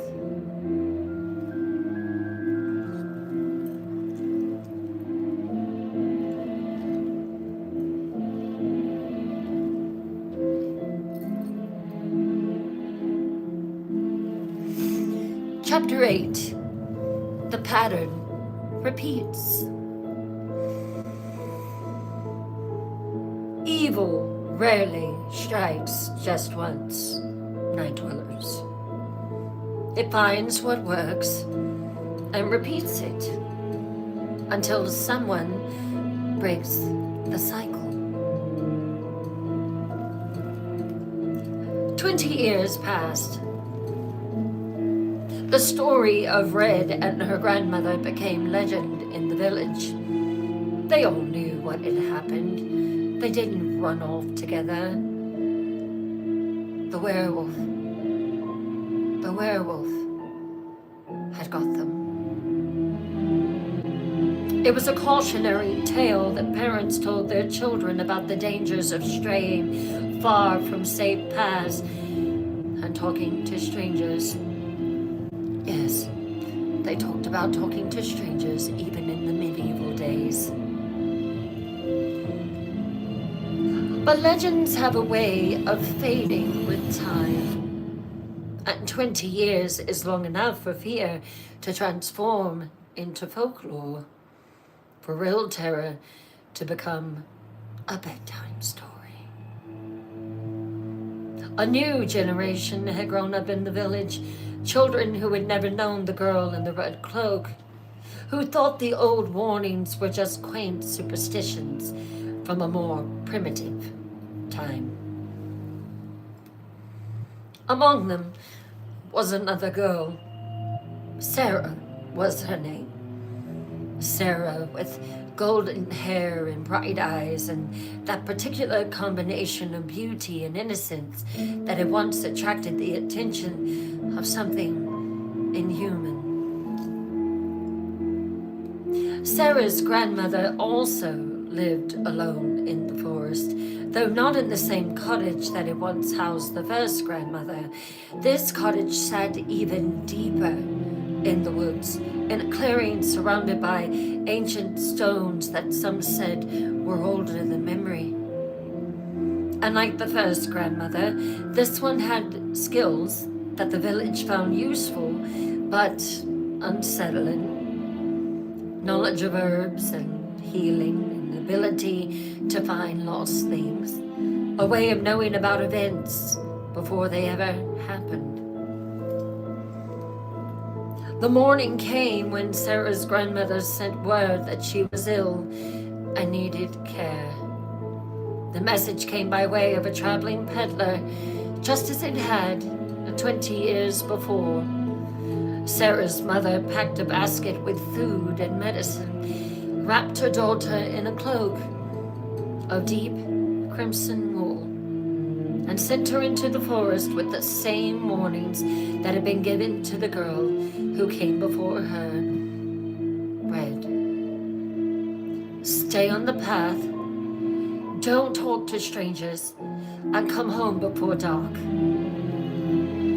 Sarah nodded and promised to be careful, just as Red had promised 20 years earlier. She set out into the forest with her basket and her good intentions, completely unaware that she was walking into a pattern that had been established long before her birth. The forest had changed little in 2 decades. The same ancient trees cast the same deep shadows. The same paths wound through the same clearings. And somewhere in those shadows, something walked with the patience and waited with the patience that only immortal passengers and predators possess.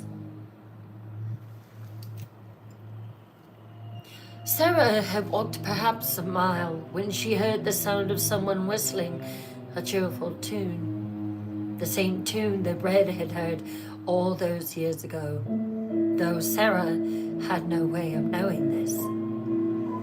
Around a bend in the path came a figure that seemed familiar, yet strange. A man of perhaps 30 years, tall and well-built, with dark hair and a smile that seemed warm and genuine. His clothes were different from what they had been 20 years before, updated to match the changing fashions, but the essential details remained the same.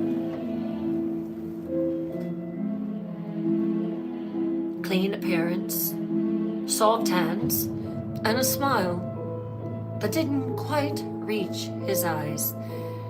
It sounds familiar, doesn't it? "Good morning, beautiful maiden," he said, using the same greeting, the same tone, the same inflection that he had used 2 decades earlier. "What brings you into these deep woods on such a lovely day as this?" Sarah felt that same inexplicable chill that Red had felt, that instinctive recognition that something was not right about this charming stranger. But she was young, and he seemed friendly enough, and it would have been rude not to respond to him, right? "Good morning," she replied carefully. "I'm visiting my grandmother, who's taken ill." The rule broken for the second time. Talk to strangers. Don't tell them where you're going. Oh, these medieval girls. The stranger's smile widened in exactly the same way it had widened for Red, showing teeth that seemed just a bit too sharp, too white, too eager. "How thoughtful of you," he said. "And where does this beloved grandmother of yours live? Perhaps I know her. I'm quite familiar with all the inhabitants of these woods." The same words, the same tone, the same predatory interest disguised as helpful concern. But this time, something was different.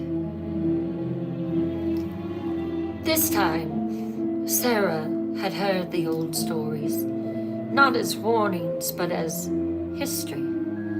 Her own grandmother had told her about the girl in the red cloak who had vanished 20 years before, about the cottage that stood empty, about the thing that some said still haunted these woods. "My grandmother lives far from here," Sarah said carefully, not providing the specific information that had doomed her predecessor. "And I should be going. She's expecting me." For just a moment, the stranger's expression flickered with something like surprise. This conversation wasn't following the script he expected, the pattern that had worked so well before. But predators are nothing if not adaptable.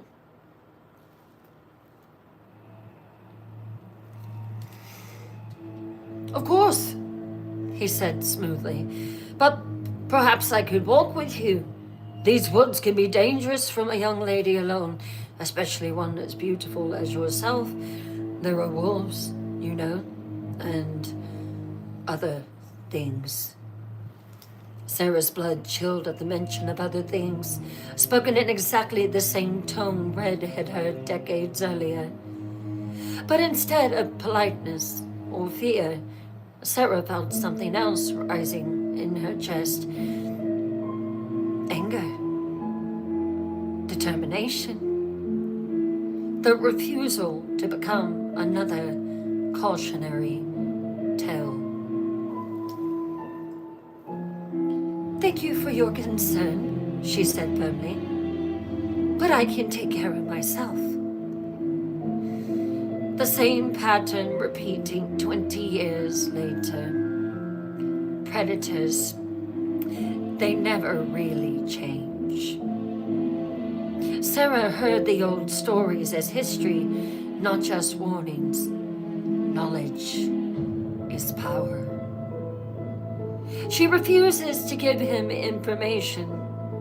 Oh, she's learning from the past. Perhaps everything the Red did go through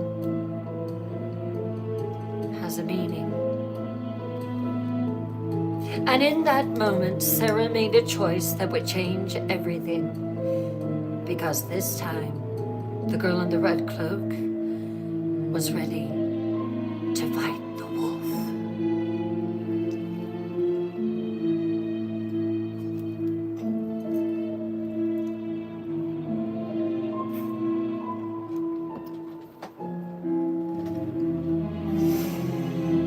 Chapter 9. The hunter becomes the hunted. Sometimes the only way to stop a monster is to become something more dangerous than the monster itself. The stranger's confident smile faltered as Sarah's rejection registered. This wasn't how the pattern was supposed to unfold. Young women were supposed to be polite, trusting, eager to please. He was hungry. They weren't supposed to look at him with the kind of steady, calculating gaze like this girl was that suggested they saw through his carefully constructed facade. He cleared his throat. "I insist," he said. And now there was an edge in his voice that hadn't been there before. "These woods are more dangerous than a sheltered village girl could possibly understand." Sarah's hand moved to something concealed beneath her cloak. A long, sharp hunting weapon that her grandmother had given her years ago, along with the instruction to always carry it when walking alone.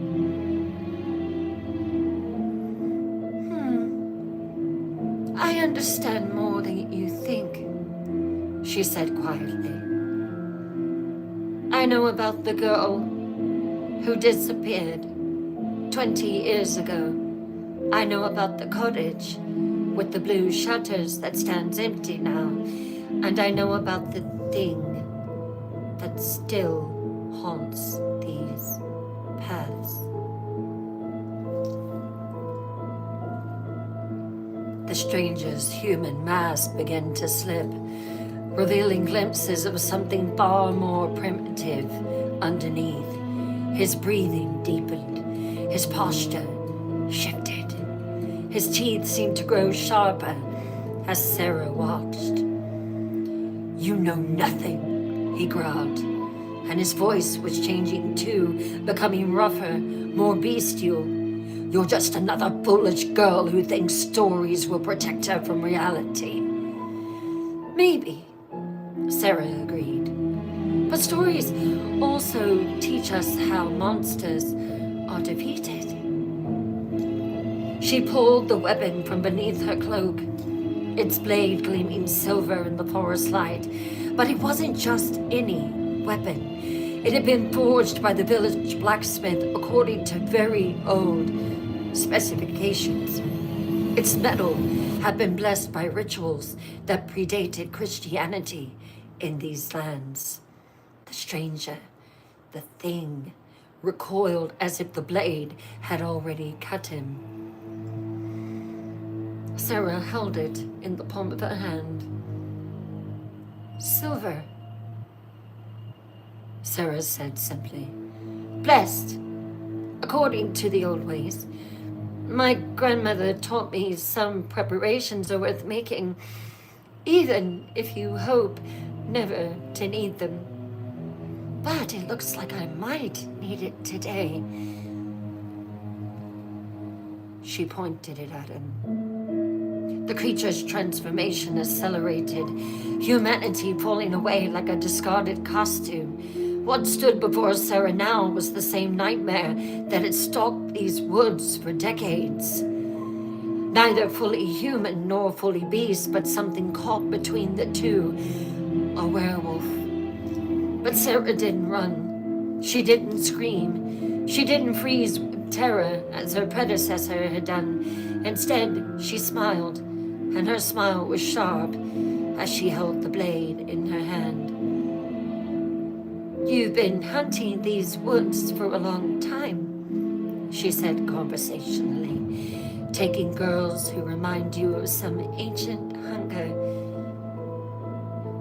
But you made a mistake, Wolf.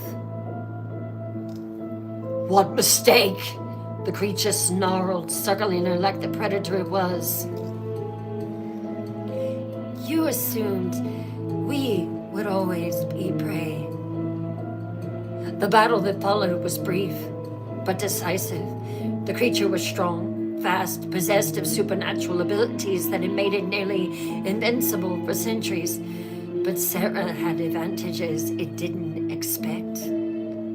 Knowledge passed down through generations of women who had learned to protect themselves. Weapons designed specifically for creatures like this. And most importantly, the absolute determination to end a cycle of predation that had gone on for far too long. When it was over, Sarah stood breathing heavily over the creature's still form. The forest around her seemed to exhale, as if it had been holding its breath for centuries and could finally relax. Birds began to sing again, tentatively at first, then with growing confidence. The unnatural silence that has haunted these woods since Red's disappearance was finally broken. Sarah cleaned her blade and returned it to its sheath beneath her cloak. She had her grandmother to visit, medicine to deliver, and a normal life to return to. But first, she had a responsibility to fulfill. She found the cottage with the blue shutters standing empty and overgrown, just as the stories had described. And there in the garden, where flowers had once bloomed for a grandmother who loved her granddaughter, Sarah planted 2 flowers. Enough to lay the past to rest properly. And then she continued to her own grandmother's cottage, where she would tell the story of how an ancient evil had finally been defeated and how the forest paths were safe for travelers once again. That gave me cold chills. Knowledge passed down through generations of women. This is how we survive. She was prepared with silver and old blessings. Never underestimate preparation, night dwellers. The cycle of predation finally ended. Sometimes it takes a warrior, not a victim. And that's how a fairy tale that began with innocence destroyed became a story about strength reclaimed.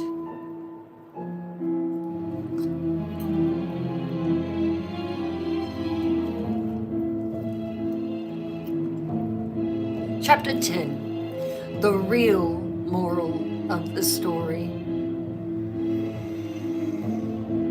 The most powerful magic isn't in fairy godmothers or magic spells.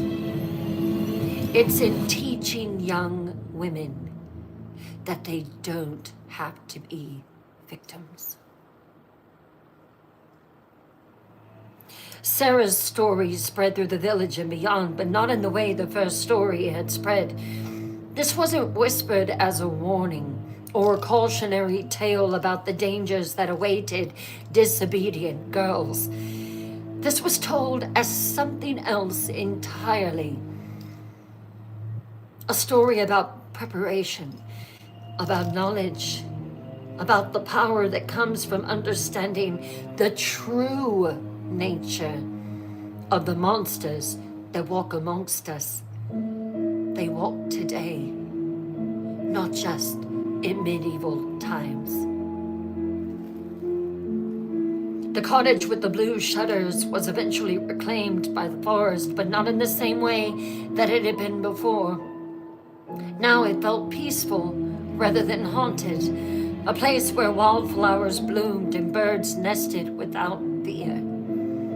Travelers reported that the forest paths felt different, safer somehow, as if something malevolent had lingered there for generations, had finally been destroyed. Young women still wore red cloaks when they walked through the woods, but now the color meant something different. Not vulnerability or innocence or sexual availability, but strength and preparedness and the willingness to fight back against those who would do them harm. Red became the color of revolution, of refusing to accept that a predator was natural or inevitable or something to be endured rather than ended. Sarah grew up to become the village healer, taking over the role that her grandmother and the grandmothers before her had filled. But she added something new to the ancient knowledge: combat training for young women, lessons in recognizing predators, instructions in the old ways of making weapons that could stop things that normal weapons couldn't touch. She never married, never had children of her own, but she became grandmother to every girl in the village and beyond who needed to learn that strength was possible, that survival was a skill that could be taught, that the world didn't have to be a place where wolves always win.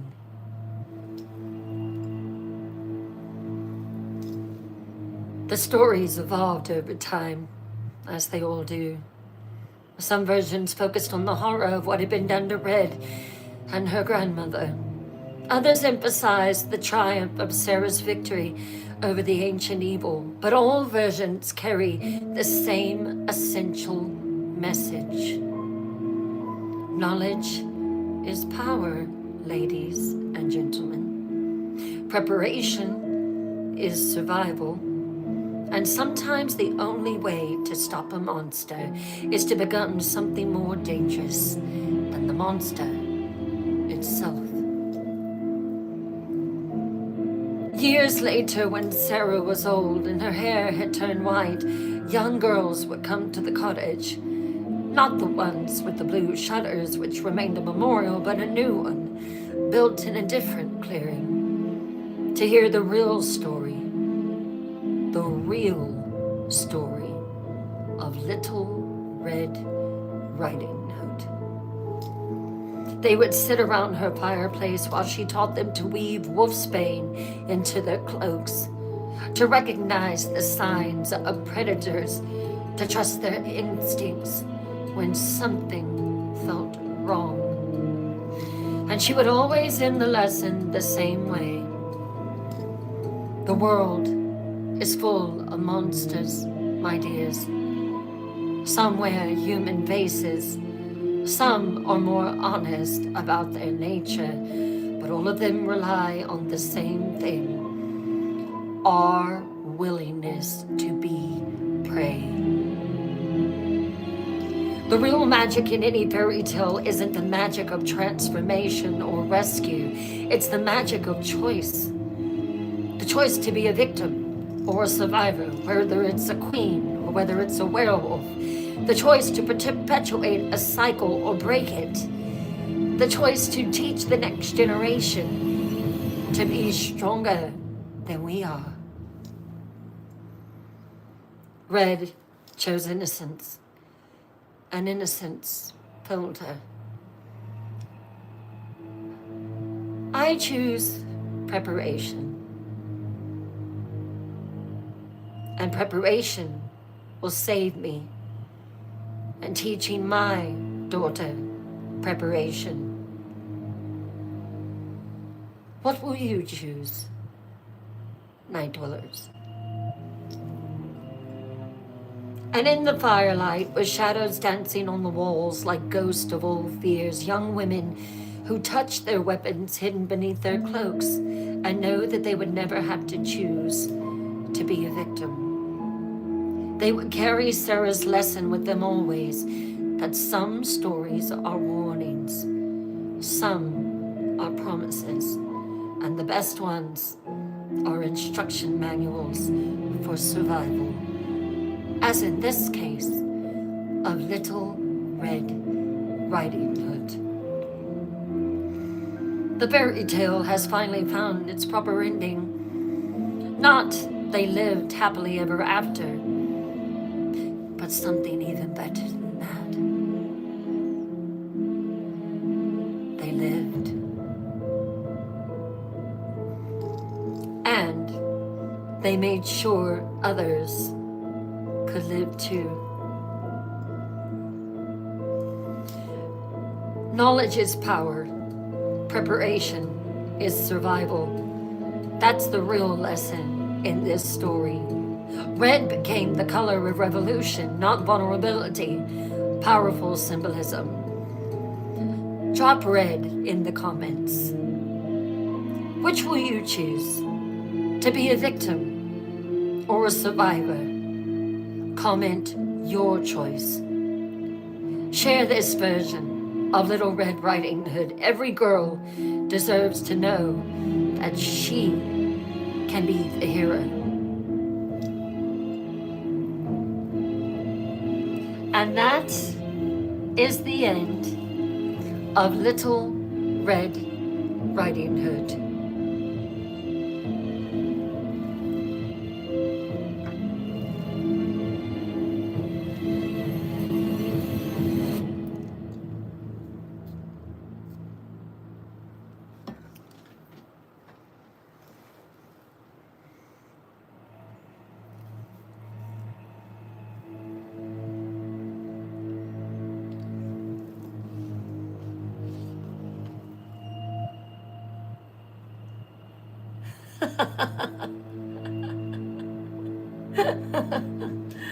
I'm so glad that y'all enjoyed it. Thank you all for a wonderful night. Thank you for the interaction. I saw it and I absolutely loved it.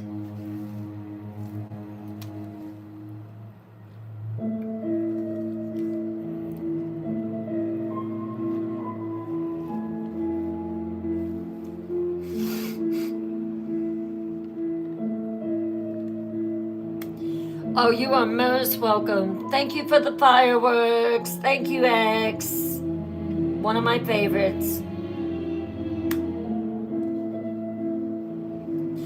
Tomorrow night is another Twisted Tales Live. Good, I'm glad you liked it. Thank you, Renee. Thank you, thank you. Oh, look at the panda. Thank you. Thank you, Mia. Prince Panda.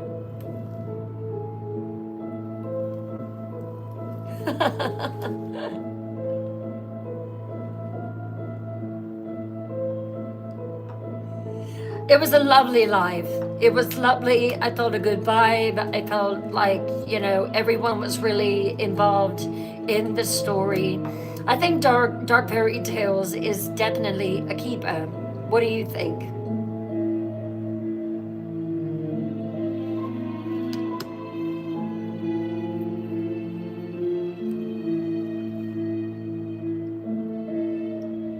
Hello, Mama Wolf.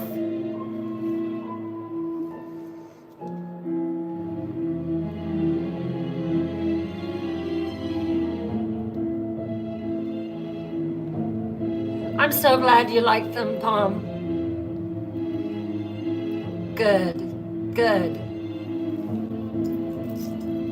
Awesome, boss man. A man's perspective. I love it. That's okay, Lindy. It happens to a lot.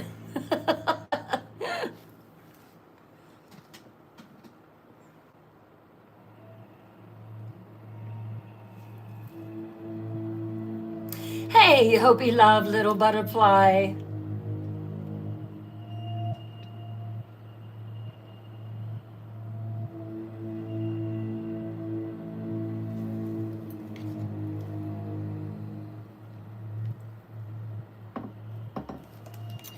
Hello, young Viking.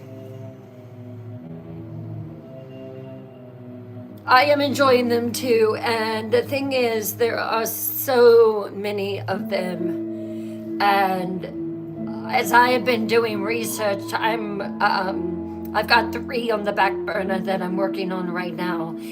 I had no idea that there was they all have a dark twist. Wait until I tell Cinderella and Rapunzel and Rumpelstiltskin and oh my God, the list just goes on and on and on and on. And all of them have a dark vibe to them. Oh, thank you, young Viking. You're pretty cool yourself.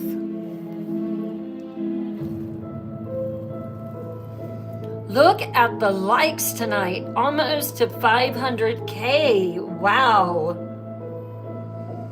So do you have any stories that you want to hear? If you do, drop them in the comments. My lovely night watchers will pick those up, put them in story ideas for me in Discord, and I will end up telling them.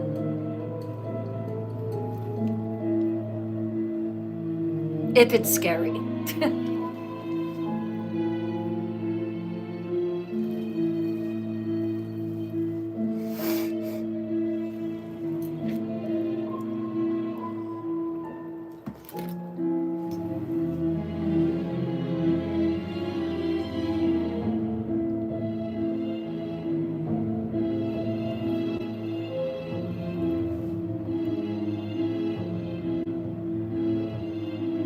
So glad, Susie Q.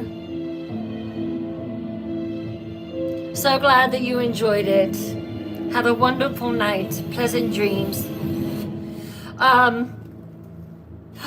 Oh my goodness. The 3 Little Pigs. That is one of my favorites. That is definitely one of my favorites. I love it.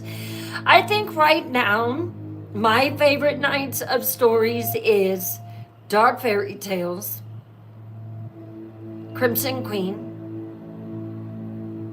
Cherry Hill. I just love fiction. I don't know. I love them all. I can't do that. I love them all. I love The Wheel of Fate. I love Paranormal Night. I love true crime. I love cryptids. I love urban legends. The Little Mermaid. I'm working on that one now. Ah. I've got to get my love Appalachian horror. I'm trying to get my Ariel voice ready.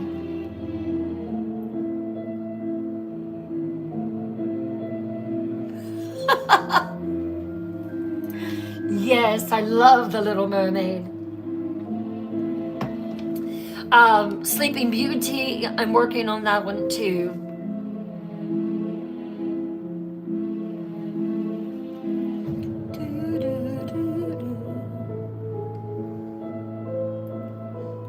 Can we get to 500K? That would be a fabulous night.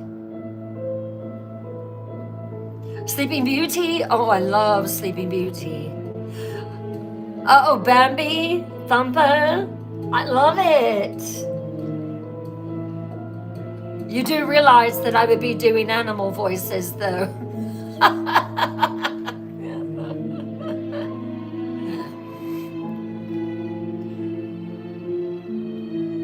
Now, I'll tell you who's really good at animal voices is Little Night Queen.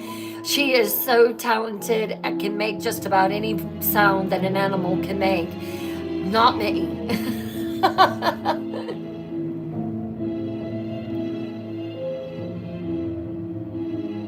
About 4 more minutes. I would think we would be there by then.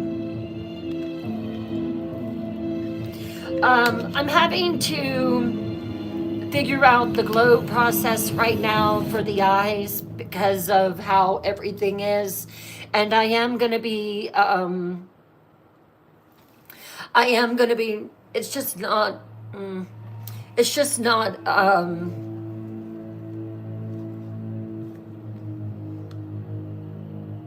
I don't know if y'all know this, but I'm very picky, like extremely, about how things look.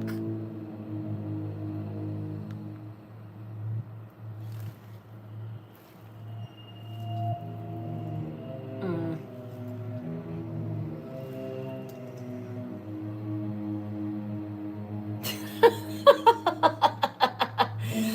Legend of Sleepy Hollow. Yes, that would be a great one that I would really enjoy telling. That would be really good. That would almost be like a Halloween story. Because believe me, I am already thinking about Halloween.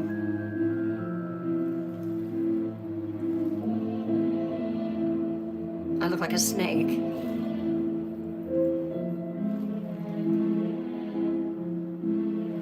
The Legend of Sleepy Hollow.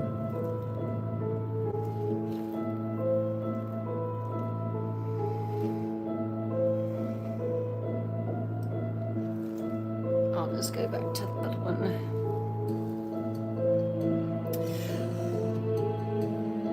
I think that I would be able to do The Wizard of Oz. I've thought about it, and it's such a great book. I would just have to, I would be able to do it for sure. And I would do all the reenactments with it, the Tin Man. I'm kidding. There's no way I would be able to fit that in 2 hours. Oz, The Wizard of Oz, I love it. Mary Catherine is smiling slightly on that one, so I think she likes it.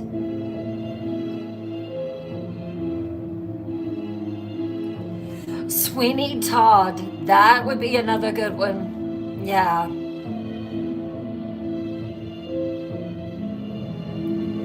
No, Lindy, I think that The Wizard of Oz would be a good one. I thought about Willy Wonka. Yeah, that would be another good one.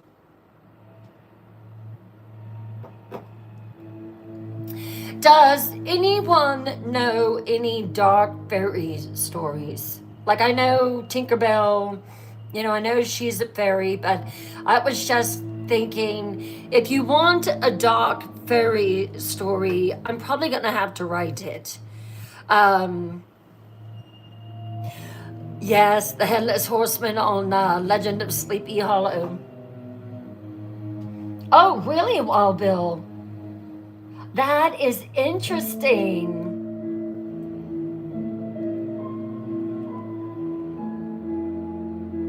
Jack and the Beanstalk. I'm telling you, The Princess and the Pea. There's so many. And I plan on covering all of them. I think I do remember that, Wild Bill.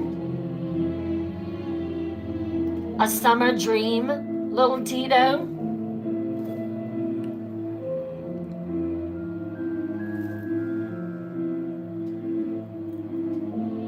I do remember that. I remember telling the Legend of Sleepy Hollow last year. I do. I think I would do a better job with it this year, honestly. So I've got to do it again. Oh, Cinderella is a given. That is one of them that is about this close to being done. That one and Sleeping Beauty. So next Monday, it'll be between one of those. Whoever screams the loudest wins. Thank you, Wild Bill.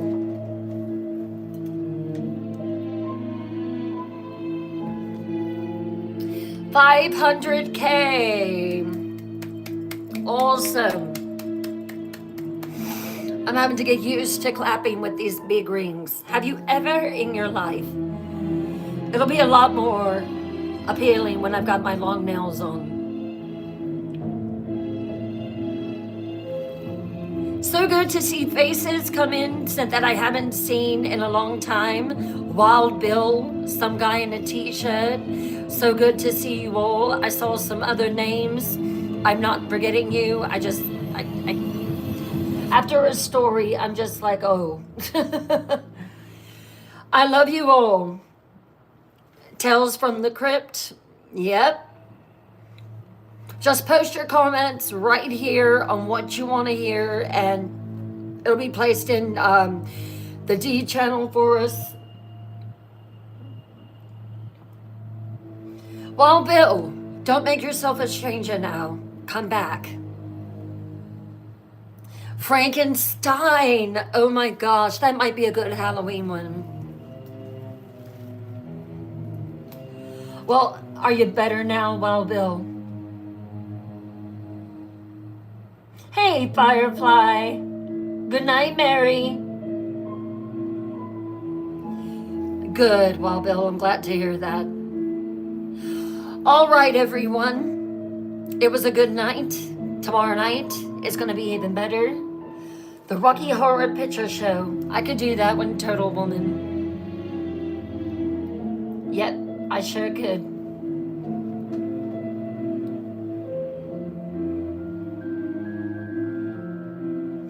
All right, everyone. I am going to bow out tonight gracefully. Mary Catherine says hello. She loves you all.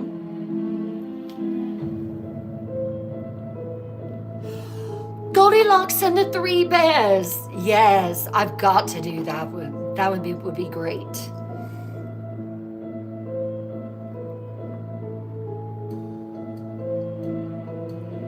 Great seeing you tomorrow night, 8 p.m. Eastern. Cryptid night. Love you all.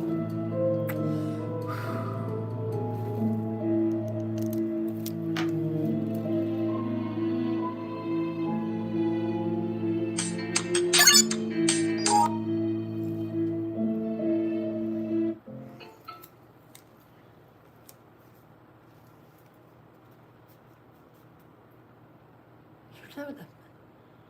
The sisters. What sisters? Patsy and Peggy Kerrigan. There's no Patsy and Peggy Kerrigan.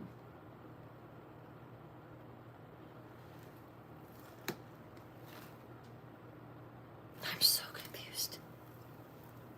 How can there not be? I know I saw them. I don't think you did.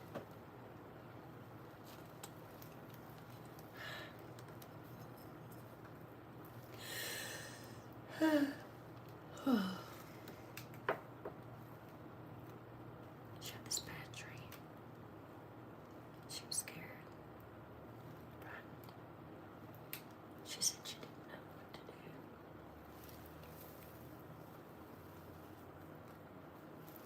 do.